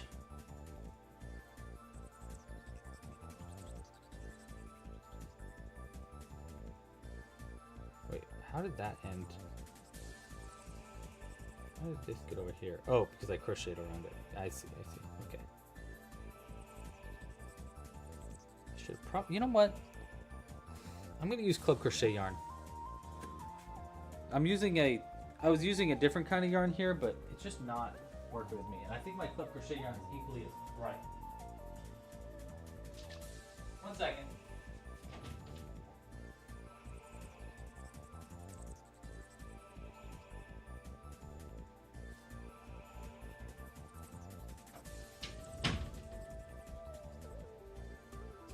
Okay, let's go with this one instead, because this is easier to crochet with. This is like the Club Crochet brand. I was using a different brand for the last one, so we're gonna switch this up. It's the same color, but it's just a little easier to crochet with because it's our double wound amigurumi yarn. It just makes our life a little easier. Okay, let's go quick though because we've already been going for 2 hours. And 6. I don't think we're gonna get to a cow. Maybe we will. Probably not though.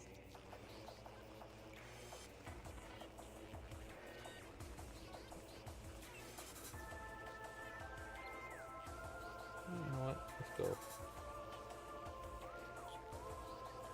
Let's try this.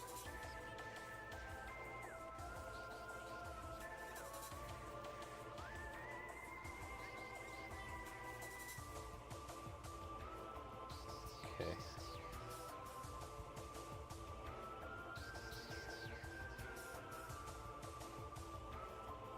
2,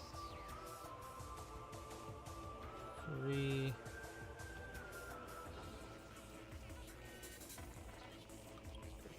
4,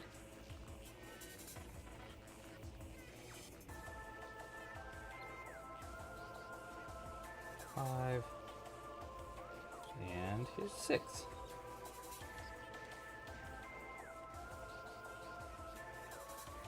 Okay. Yeah, that's easier to work with for sure. Okay, next up. 2 and then an increase. 1.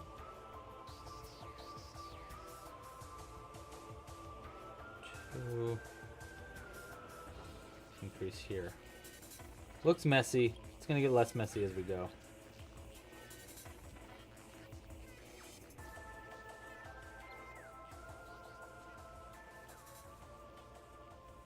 One, 2, and then an increase. Okay, now we're cruising. See, because when it's really, really tiny, it's really difficult. But once you get going, oops, it should get a lot easier. All right. I'm beamed up. I'm getting beamed up. No. Sorry, guys. Bye. What do you mean you don't want me? Fine.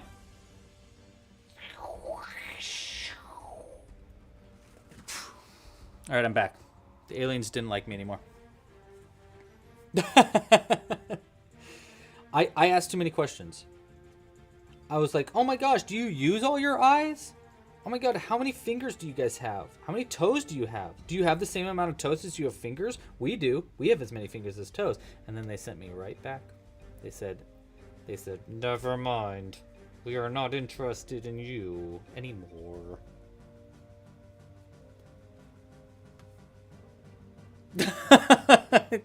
Hamilton, how you doing, dude? Hamilton, you always comment at like the funniest times to me. Where I'm like, hey, dude. That's so funny.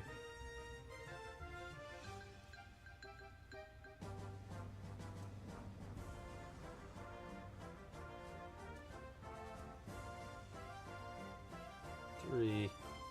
Boom. There's 8.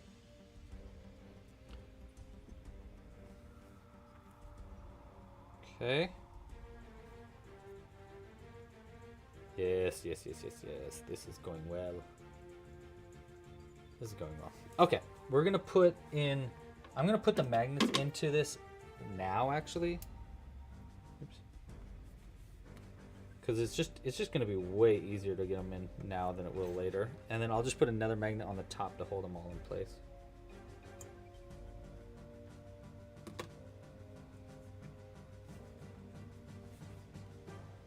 This way.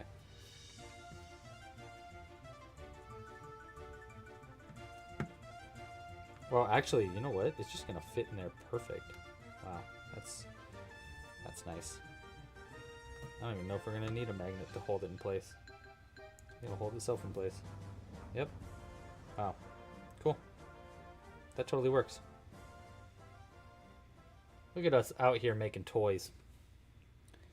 Out here making toys. Also go ahead and put that on the top just in case. Alright. Keep on crocheting on. Oh, you know what? I should have just been working into the back loops. That way I could just slip stitch right into the back loops the whole way up.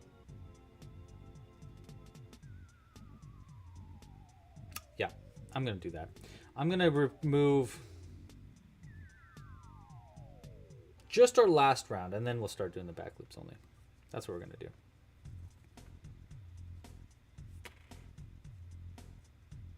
Okay, back to it. All right. See, because then if we only work into these back loops here, we'll leave the front loops open throughout this entire piece, and that'll give us something to crochet around at the end to make it easier to add our yellow. I believe yes.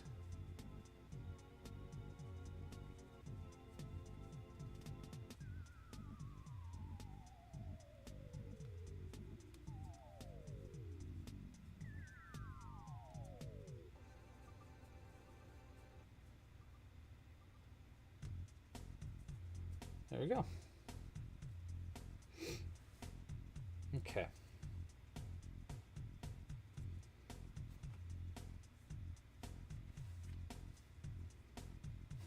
Do a double magnet. Really keep it secure. skits and improv. You know it.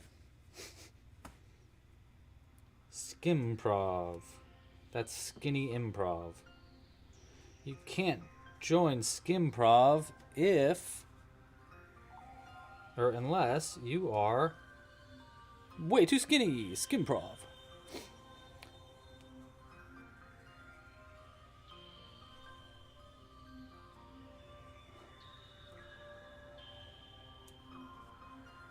One, two, wait, 1, 2, 3 is the increase. 4, 5.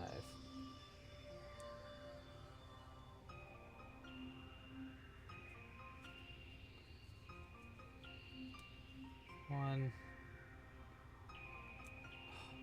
Crochet that last round so tight. I gotta chill out. 2, 3,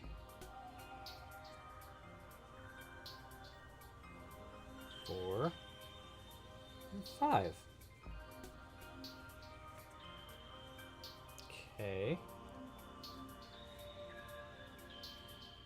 See, it's actually making its own spiral too, which is kind of nice.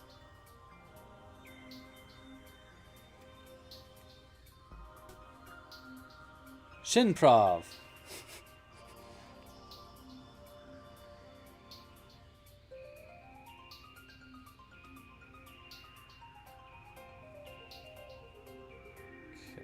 Okay.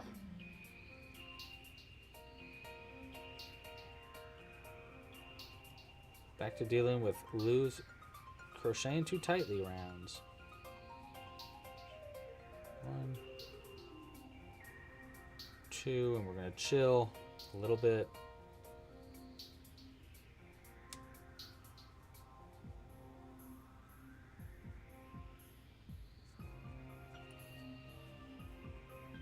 Four, 5, and another round of that.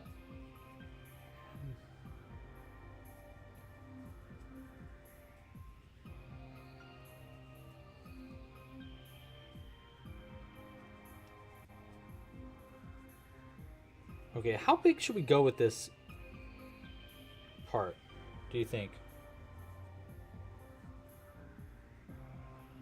You know, like how many rounds should we do here? Let's get this one out of the way. Do that. Like, I guess how tall do we want this to be?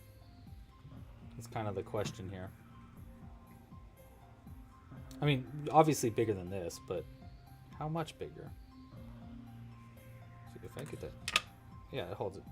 Holds it pretty well. 1, 2. Probably like that tall. Right? I think that's good. Like that tall. Yeah. What is the best type of yarn for dolls anyway?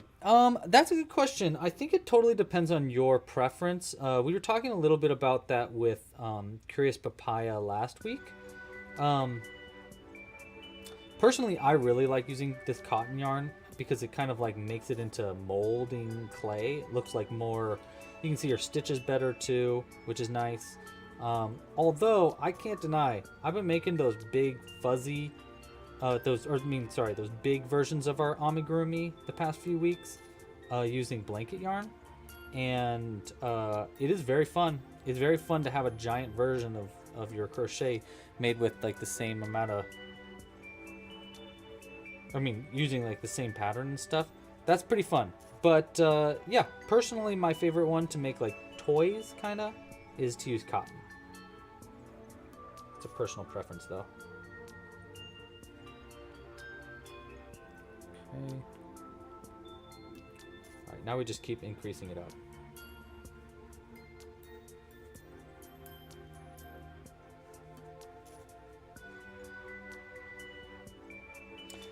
Yeah, okay, that's a good reference point, Zoe. We'll make it taller than the alien and the UFO are, so that it at least has like,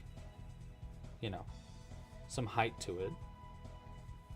I think you're onto something there.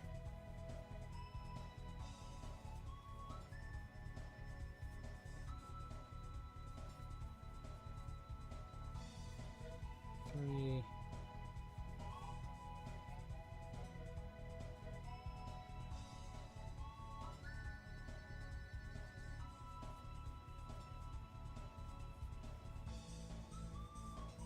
Okay. Yeah, we'll just go quick now.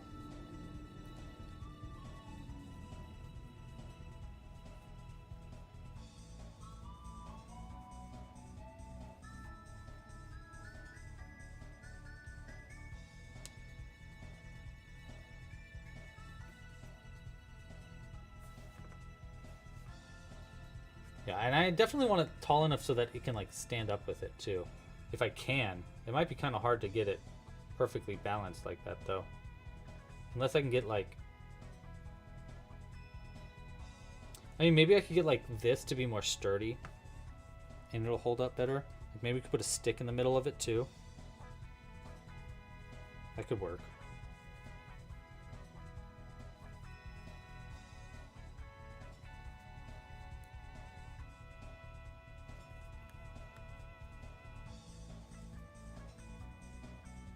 Yeah, I think like a toothpick or something will keep our shape better. But we can do that at the very end when we're stuffing this up.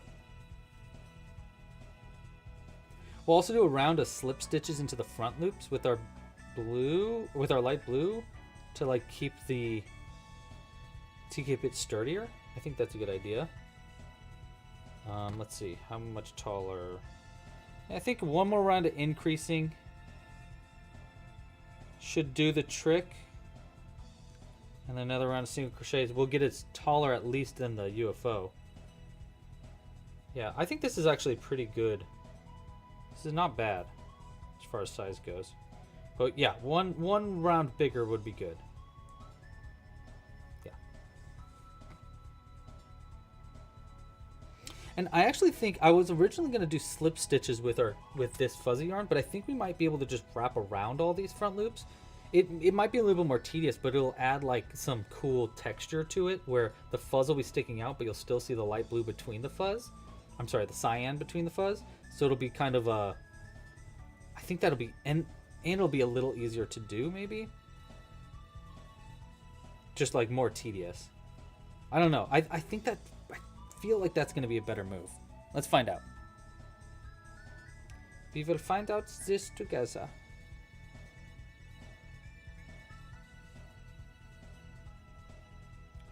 Thoughts on a hard edge crochet?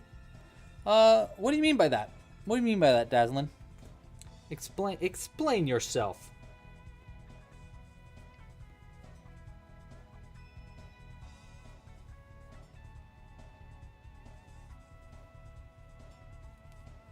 Three.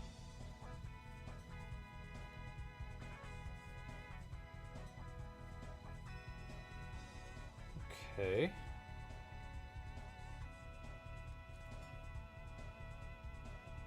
Okay, we're going to do one more round of single crochets and then one more round of increasing, and then we're going to close it up.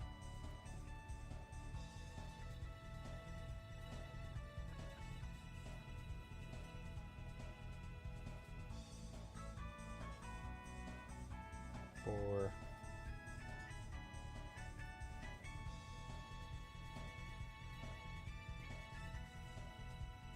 This is going to be great. It's going to be able to pick up a bunch of different kinds of bottomals too, not just the not just the cow.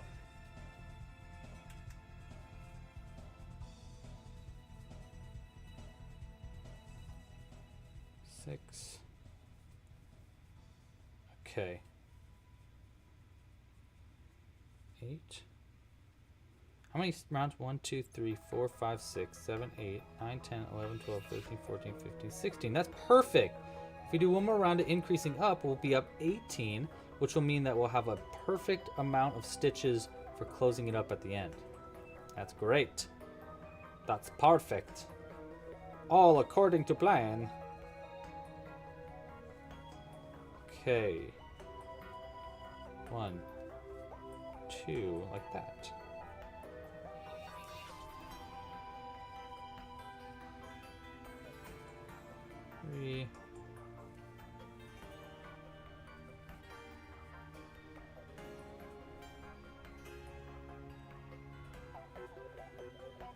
Okay. 8 and 9. Okay, so technically that's the end of that round. I'm gonna do just a few more stitches though. I'll do 3 single crochets. 1, just to keep it away from the other end. 2, 3. Yeah, that's probably pretty good.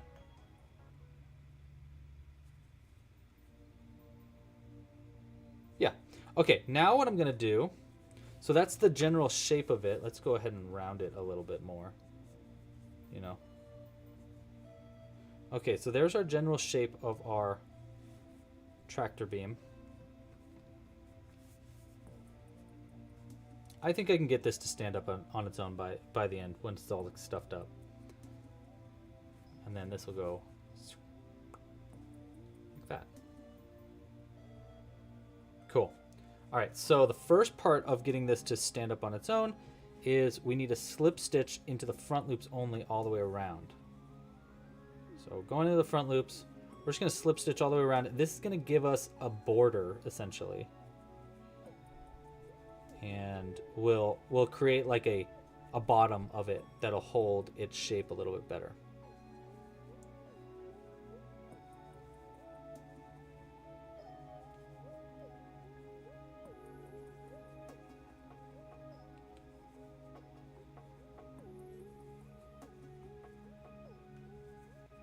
And it'll like kind of be a base, just a base of our whole piece.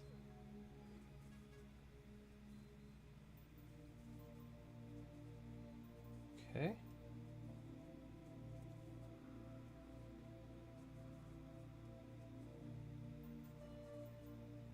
Okay. And then we can cut this yarn. That. We're going to come back to it in just a second. We're going to hide this end into the last slip stitch we made. I mean the first slip stitch we made. Like these. 1 and 2. We'll go into the body. Like that. Then we're going to get back that cyan yarn. And we're going to start to close this up. Because 18, I think we need to do like 1 and then decrease, 1 decrease all the way around. But yeah, that's a good start. And then we'll just use that. Yeah, this is going to work perfect. Uh-oh, we're getting a lag. Lag, geeking. Are we lagging? Oh, dude, Robbie, thank you so much for your support. I didn't see it before. Robbie, thank you so much. Are we still lagging?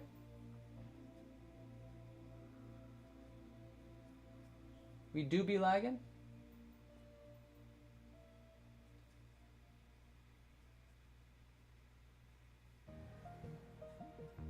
Okay.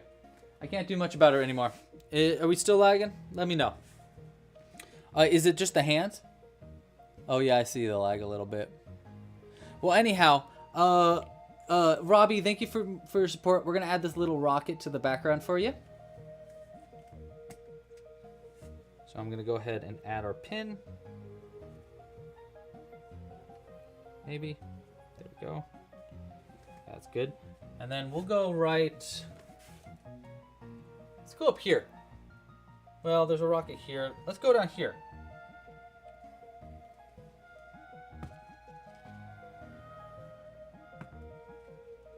There we go. You see that, Robbie? It's right here. This little dot down here, that's you. Thank you for your support, Robbie.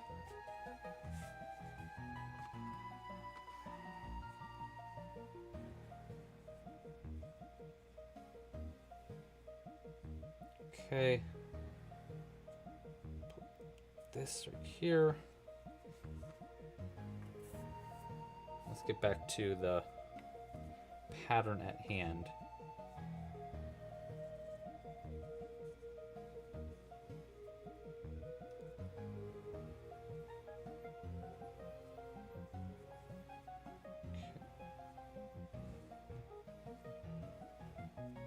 There.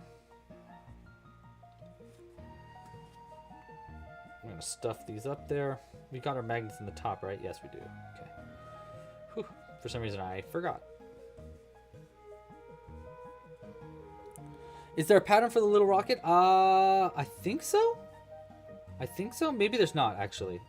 I actually am not sure if I ever did put that one up there. 1. Boom. Decrease.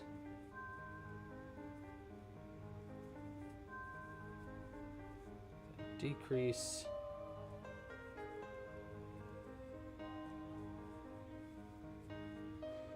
Stand up straight, Louie. You know, I wish I need one of those things that like reminds you of your posture. My posture is terrible. I feel like every crocheter out there has got terrible posture. You know, we're all like, ugh. I love crocheting. You know how us trolls are. Crochet trolls.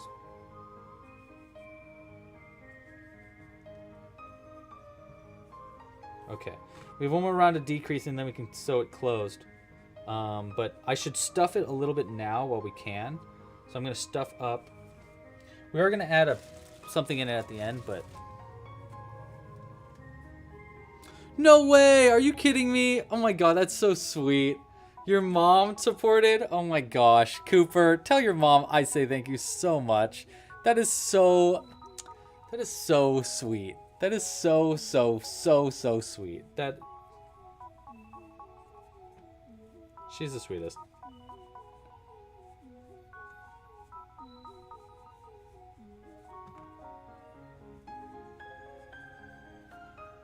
Okay, so I'm stuffing the stuffing in there enough. I really want it, I need this to have a lot of structure to it. So we're trying to add a little bit more extra stuffing in it as I go, just to give it extra structure. And I also need to make sure this is enough to hold it in place. Yeah, it is. I mean, it's a little iffy though. Might have been better if we had another magnet in there. So we might need to do a magnet in between to keep everything together. But maybe not. I mean, it holds. Okay. I just don't know if it's going to hold with this too. Should I take the stuffing out and try adding another magnet first? Yeah, let's do that just in case. I'm worried that the magnet's not going to hold everything up, so it's now or never for adding another one. Let's just add 2 preemptively.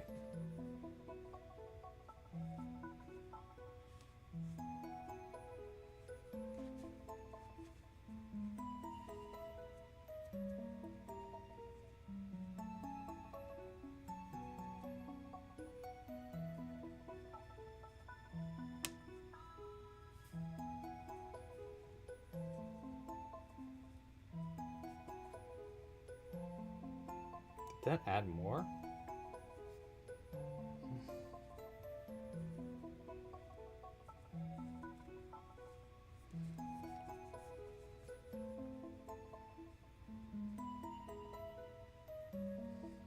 Let's try this again.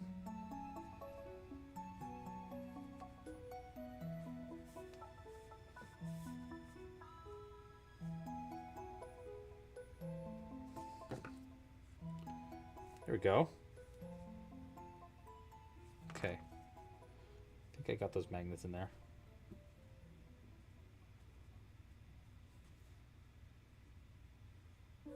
Oh yeah, that's a little stronger. Oh my gosh, Krishandro, don't I know it, dude. There's so many AI.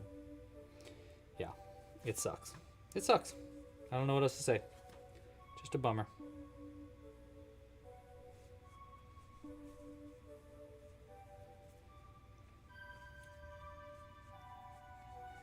Okay. More stuffing.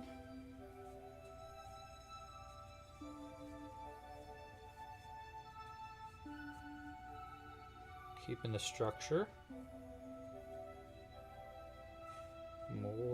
More stuffing, Kronk. Pull the lever. Wrong lever.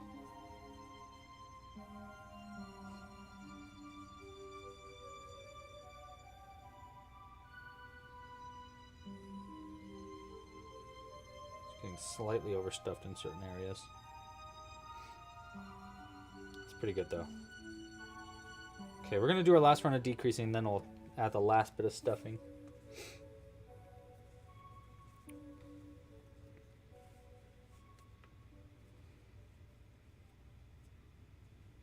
I know, you know what's the worst? Is seeing those Instagram, there's like Instagram channels, or, you know, accounts now, that just post crochet AI. And then you're just like, okay, but you're like, what? and then they act like they're not doing anything wrong. And they say like, oh, AI artist using crochet. I'm like, dude, no, you're not. Stop.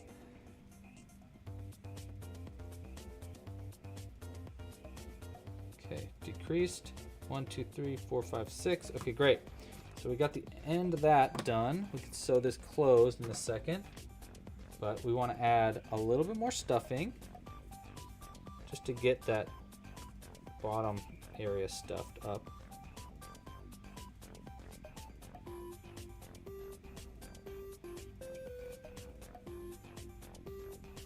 Like that. And then, and once we sew this closed, it should stand up better because it's kind of holding itself up right now. But we'll sew this closed. Oh, we need magnets. Okay, so how many magnets in this? 3? Yeah, we'll do 3. 3 like this. So like that.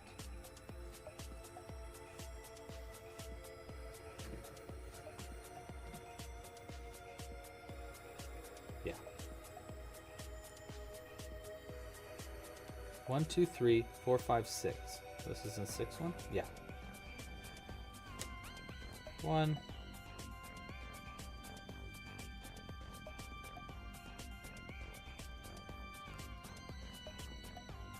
Oh, that's cute. That's cute. Yeah, that's a really good movie. I love that movie.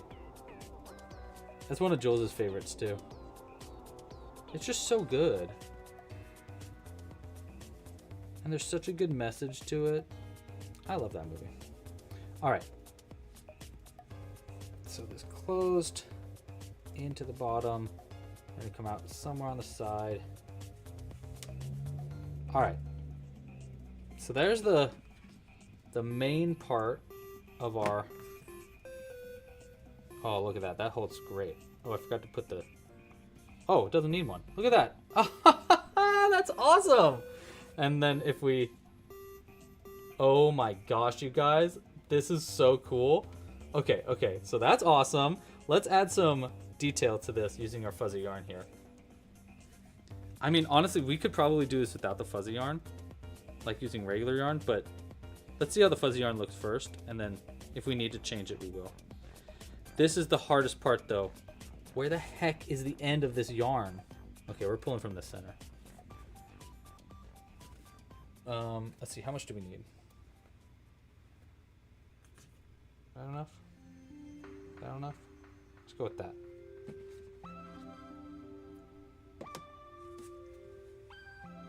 All right, let's see if this works. Or I mean, I know it'll work. Let's just see how good it'll look.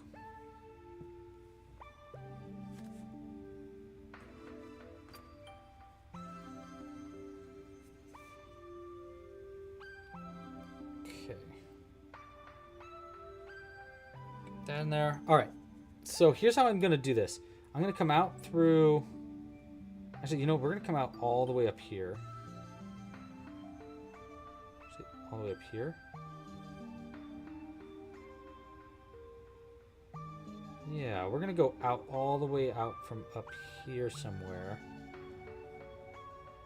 Maybe at the bottom.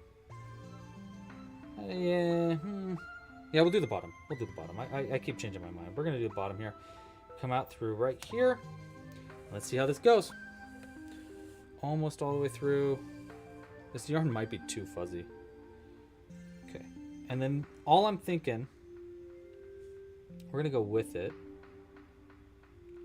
Wait, is this with it? No, this way. Yeah, up. Okay, so let's try that. Oh boy. Oh boy. This is already, like, first stitch is fighting us.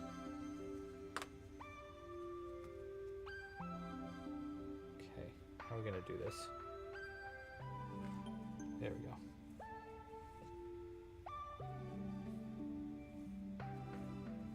Okay, so we're gonna have to hold down the other end as we do this.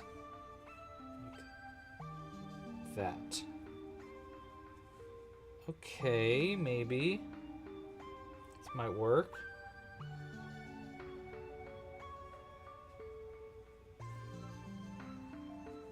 Okay. Oh boy. Oh boy. Sorry, Iron Man. Oh boy.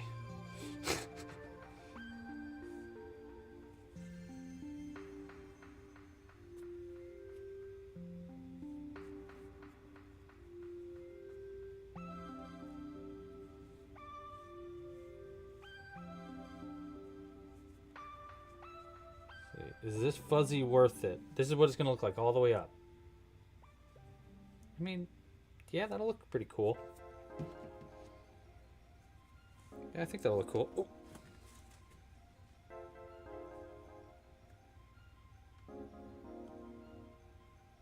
Okay, wait. Oops. Did I just create a knot? I did. Oh my gosh, I hear Jimbo out there. Just... Meow. Meow. Okay. Wow, I look like freaking what's his name? The singer of Rocket Man. Okay. Oh. Oh.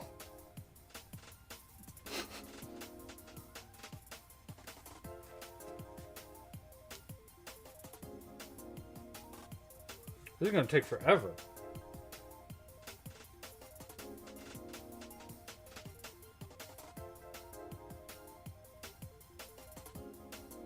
I don't know about this fuzzy yarn, guys.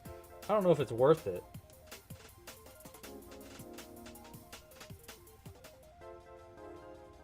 Zoe loves it though. It's just hard to use. Like, will this?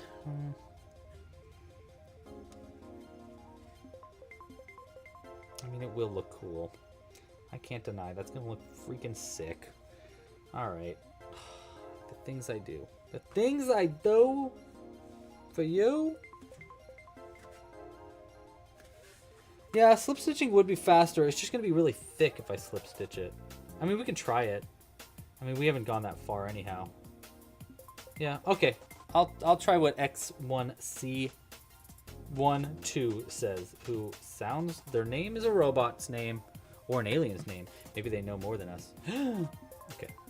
Yeah, we'll give this a shot. We'll give it a shot to just slip stitch. See how it works. We'll just use this. Yeah, we'll just use this for now. Let's see how this goes.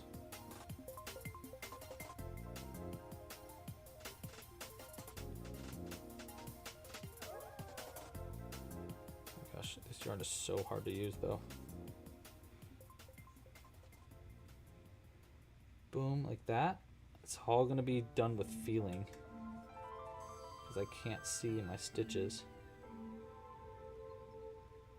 1,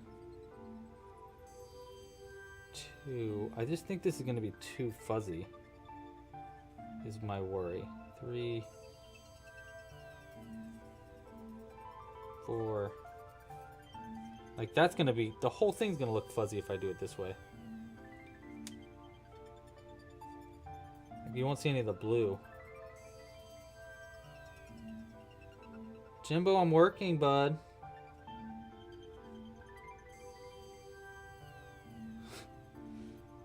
It's fun to call this work.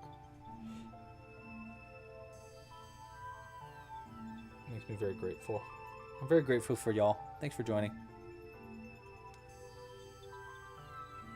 See here.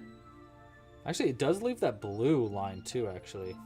That's kind of cool. It's going to do like the opposite. It's going to make everything look fuzzy, and then the blue line is going to be around it. That's kind of neat.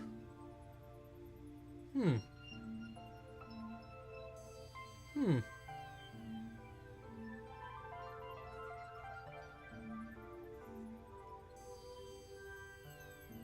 This does look sick. This looks sick.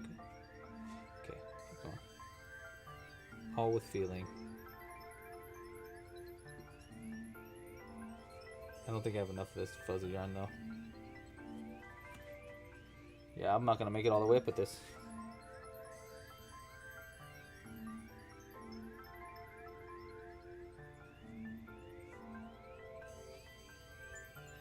Let's just do a little bit. I might need to do this again. It's not like this is that hard though.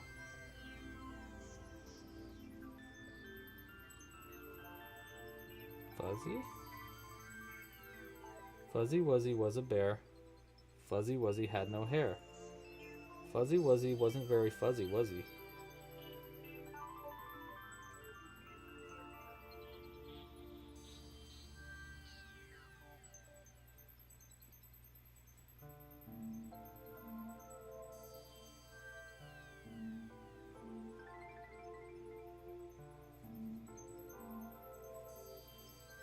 Holy cannoli, guys. I don't know about this. It's totally covering up her awesome blue.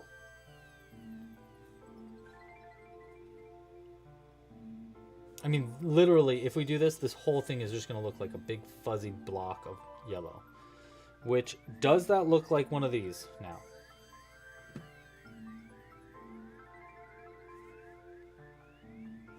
I don't know. I don't know. I'm torn, you guys. I'm torn because I kind of want to just use regular yarn for this. I feel like it looked really good.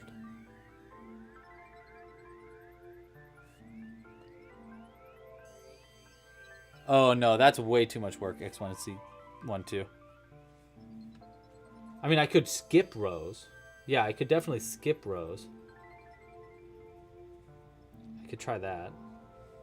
Oh shoot, this yarn is super hard to remove. Oh no. Oh no. Oh, we might be stuck.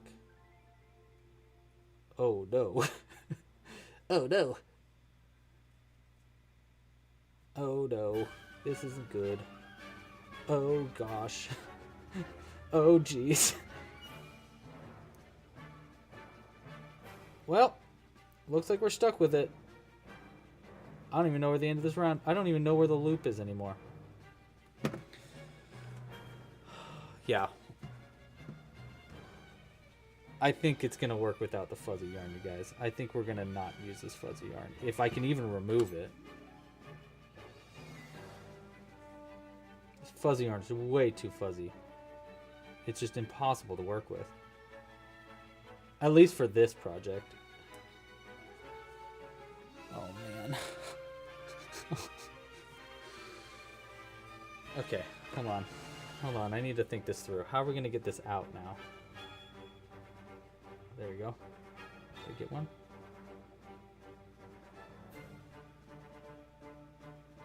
Yeah, we're not using this fuzzy yarn. It is going to ruin our beautiful thing. It's just too fuzzy.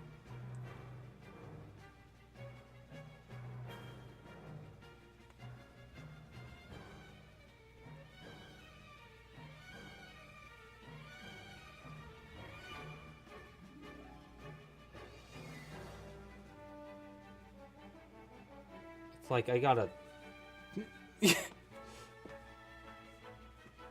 cut it off. I'm afraid I'm gonna cut the wrong part because it's so ingrained in here. I mean, we might have to try this. I might have to try to cut it out.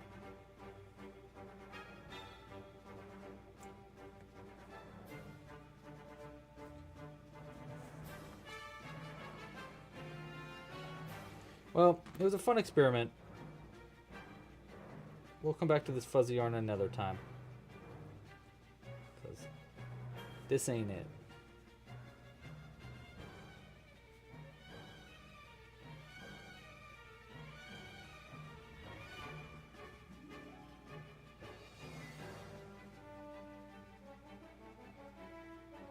Oh. This is more work than crochet.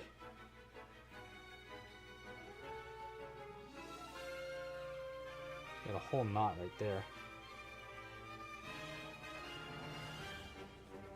Yeah, this yarn is too difficult to work with.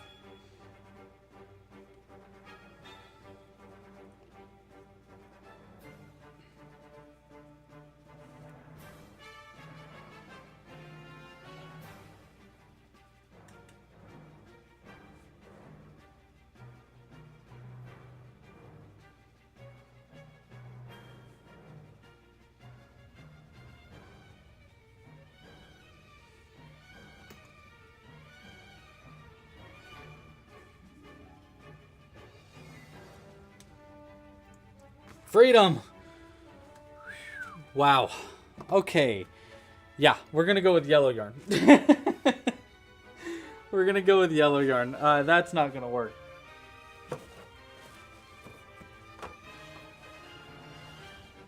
Alright, where's our yellow yarns? Yeah, we're gonna do this.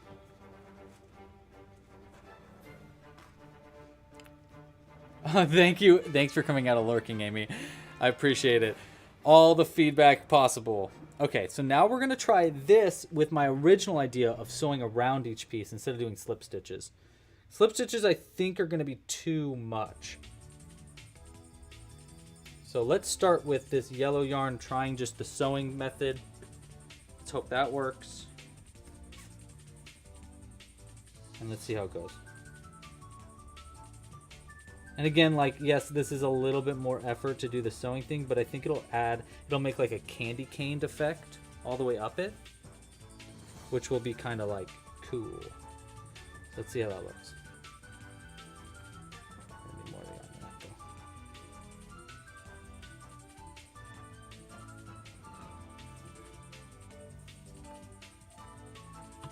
Okay. Boom. Remnants of the fuzz.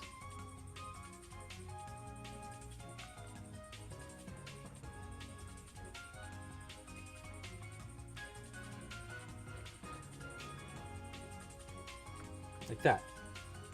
See, that'll look pretty cool. All the way up it, that'll look cool now. I like it. I mean, the fuzz just will work.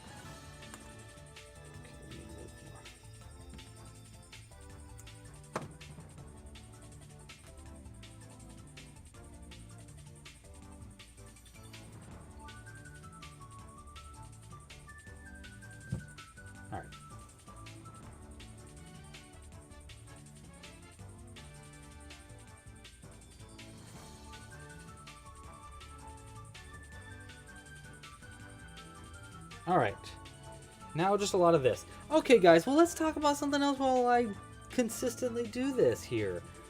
Anybody listening to any good podcasts recently? I could really use a good podcast, especially a comedy podcast. Cause I'm running. I feel like I've listened to all the podcasts that I like. You know, I was trying to listen to the audiobook for 3 Body Problem the other day, and it is just a lot. So I kind of gave up on it. Are we going to name the alien? Yeah, we probably should name the alien. But yeah, any good audiobooks would be great to know too. I could use some suggestions, basically. I do worry that we have enough yellow, but you know, each row is going to get easier and easier. See? That looks pretty cool. That's going to look pretty cool all the way up it. Looks so much cleaner too. Distractible in the car? Oh, you listen to the to the podcast Distractible. Got it. Not the whole name of the podcast is not Distractible in the car. Gotcha.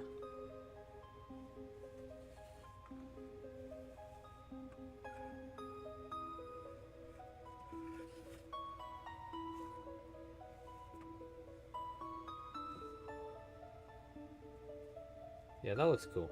That looks way cool. This is gonna look dope.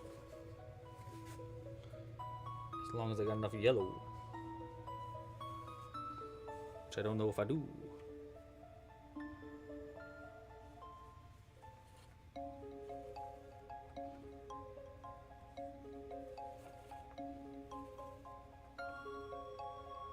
Gosh, this is so much easier too. That fuzzy yarn was hell.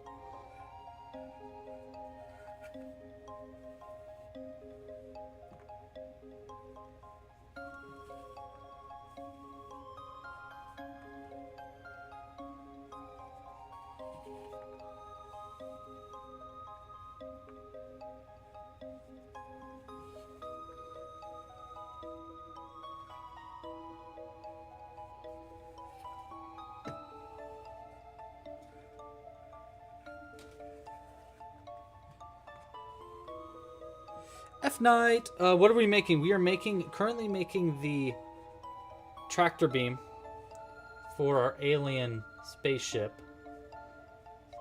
Wait. Stay. Wants to stay. Stay. Okay, well, we'll get it to stay later. We're making a tractor beam for our alien spaceship so that it can suck up this cow. And we're currently adding detail to our tractor beam. What temperature is it for everyone? I believe outside it's probably like 80, maybe a little less. And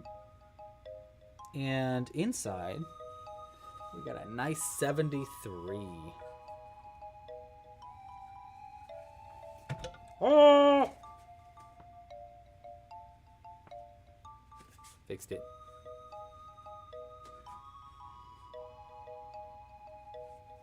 Hey, don't forget, next week we are going to be doing a live Amigurumi design for a new alien. So make sure to join and bring your suggestions, because we are going to be making an alien up from scratch and then adding the pattern on later to the website. So yeah, kind of similar to what we did with the Saturn pattern. But probably more detailed than the Saturn pattern, because we want to make a big alien. So it might take a while, but it'll be fun. That's looking pretty cool.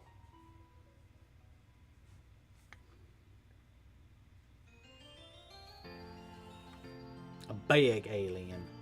Yeah, we're gonna make an alien that compares with this size. So it's like an alien that goes with Buzz.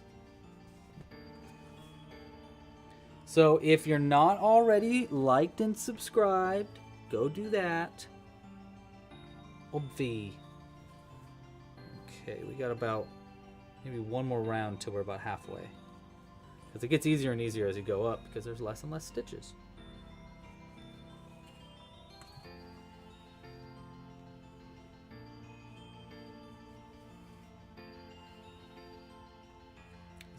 Does add a really fun detail to this.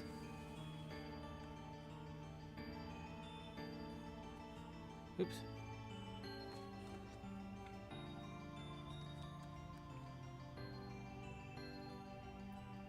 Got it.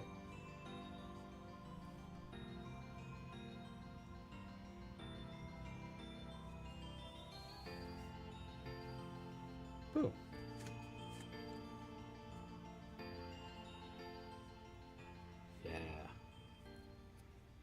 Yeah, that's neat. Neato. That's neat, isn't it? It do be striping.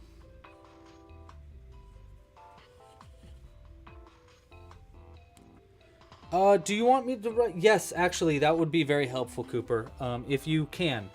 If you can't, I totally understand. It is definitely helpful if you can write it down, though.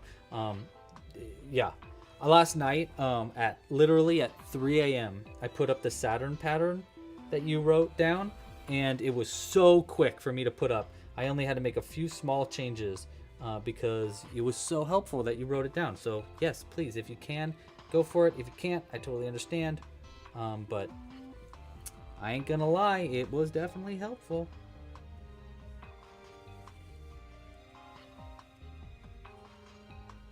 Okay, I think we're almost about halfway there-ish. You're on a roll, though. You made 2 pandas yesterday? I wonder how many pandas were born yesterday. Probably none. Probably none. I don't know how many pandas there are in the world. And I'm gonna guess they don't have babies very often. Isn't that interesting to think about? Like, okay, how many gorillas were born yesterday? Maybe 1? Maybe? There's got to be at least like let's say there's like 500 gorillas born a year. Okay, I think that's probably sounds pretty accurate-ish. I don't know, it's a total guess. If there were about 500 gorillas born each year, then there's probably a gorilla born yesterday. That's fun. Isn't that a fun thing to think about? It's kind of fun.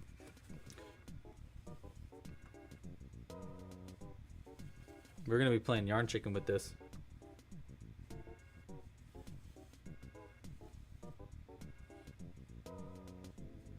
I feel like there's barely any pandas born every year.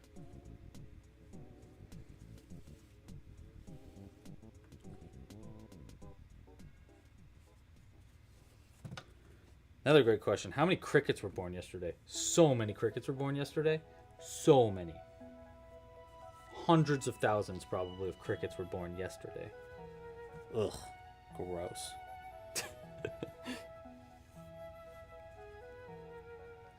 Why do you refuse to use Discord? Just out of curiosity. I'm no judgment here. I don't use it too often, but you know, we have our Discord channel for our Discord group for the channel. So I use it for that. But other than that, I don't really use it too often. But just out of curiosity, why don't you like using Discord? Is it a conscious choice or just because like, I just don't use it very much anymore?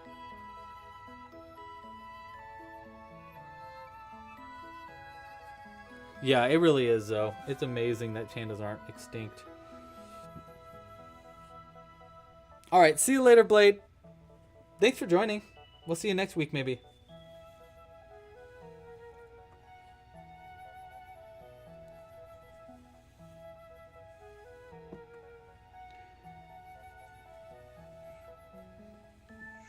Hey, why are koala bears called bears? Because they're not bears.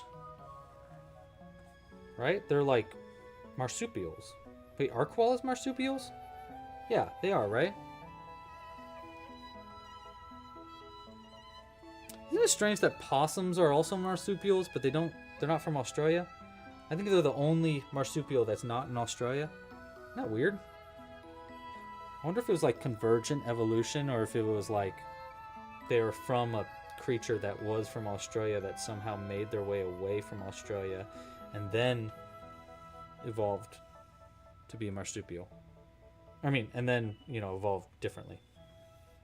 I don't know. It's interesting to think about.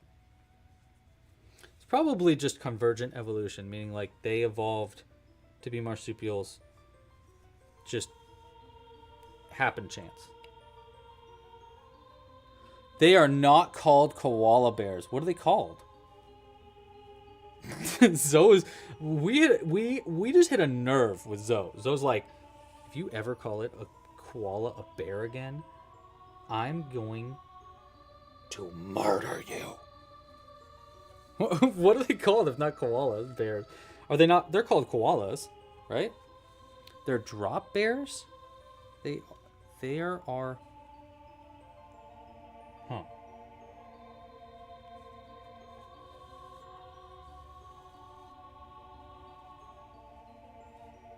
Now, koalas are an animal that I'm shocked are not extinct yet. They're just not they're not the brightest. In fact, they're very dumb. They got smooth brains. They don't got the thinky parts.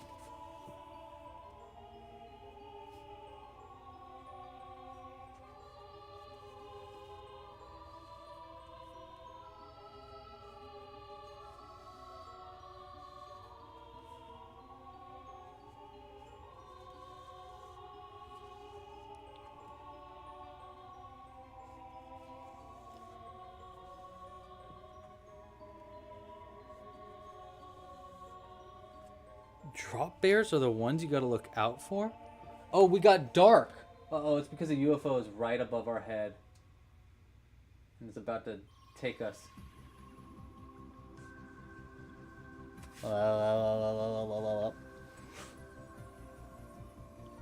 There we go. Maybe it's a little better.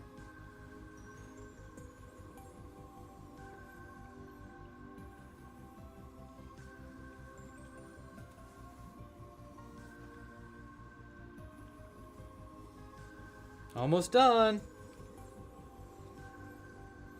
That's looking so cool. Look at how cool this looks. This looks awesome. This looks awesome.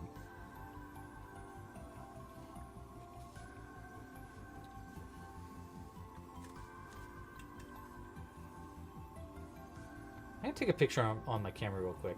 So for the...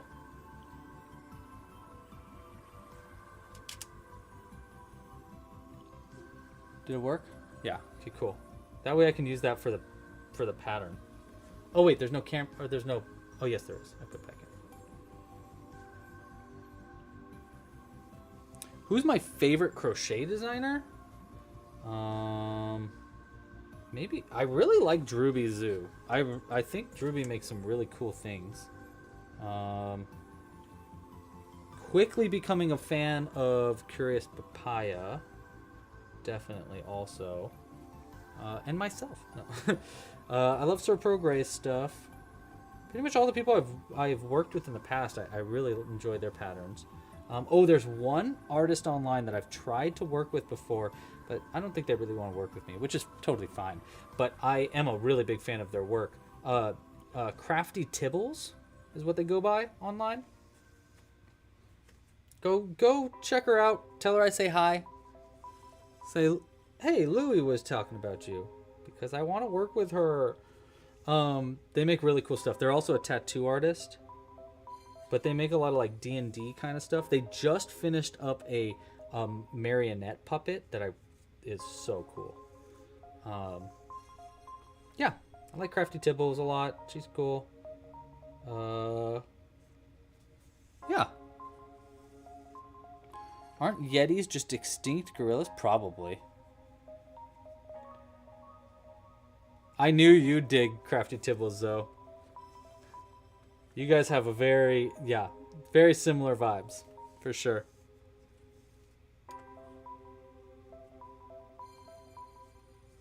Yeah, I've reached out a few times to them, wanting to do like some kind of collaboration, but I just don't think they're really interested in doing that kind of stuff, which, you know, that's totally fine.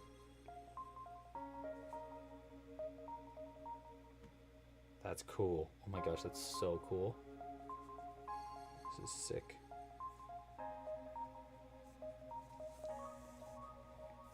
Yeah, they have a cool owlbear pattern. That's true.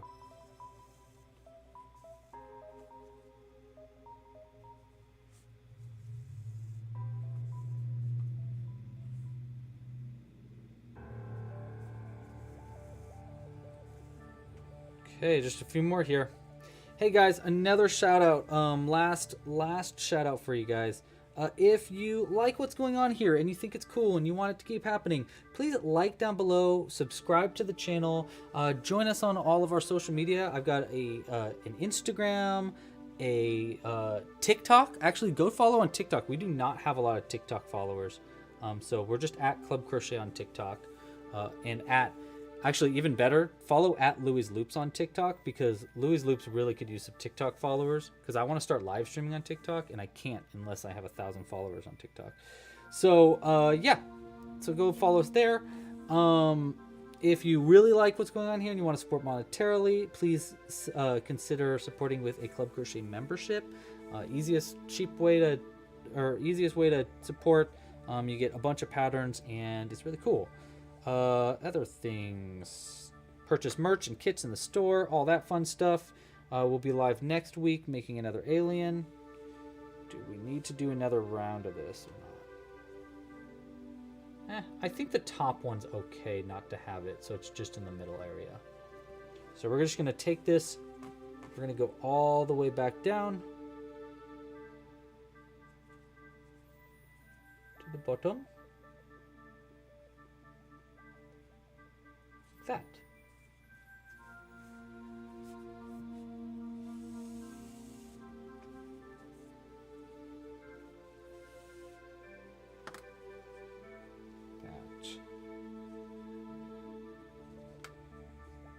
Yes. That's sick. Okay. Let's double knot these two together.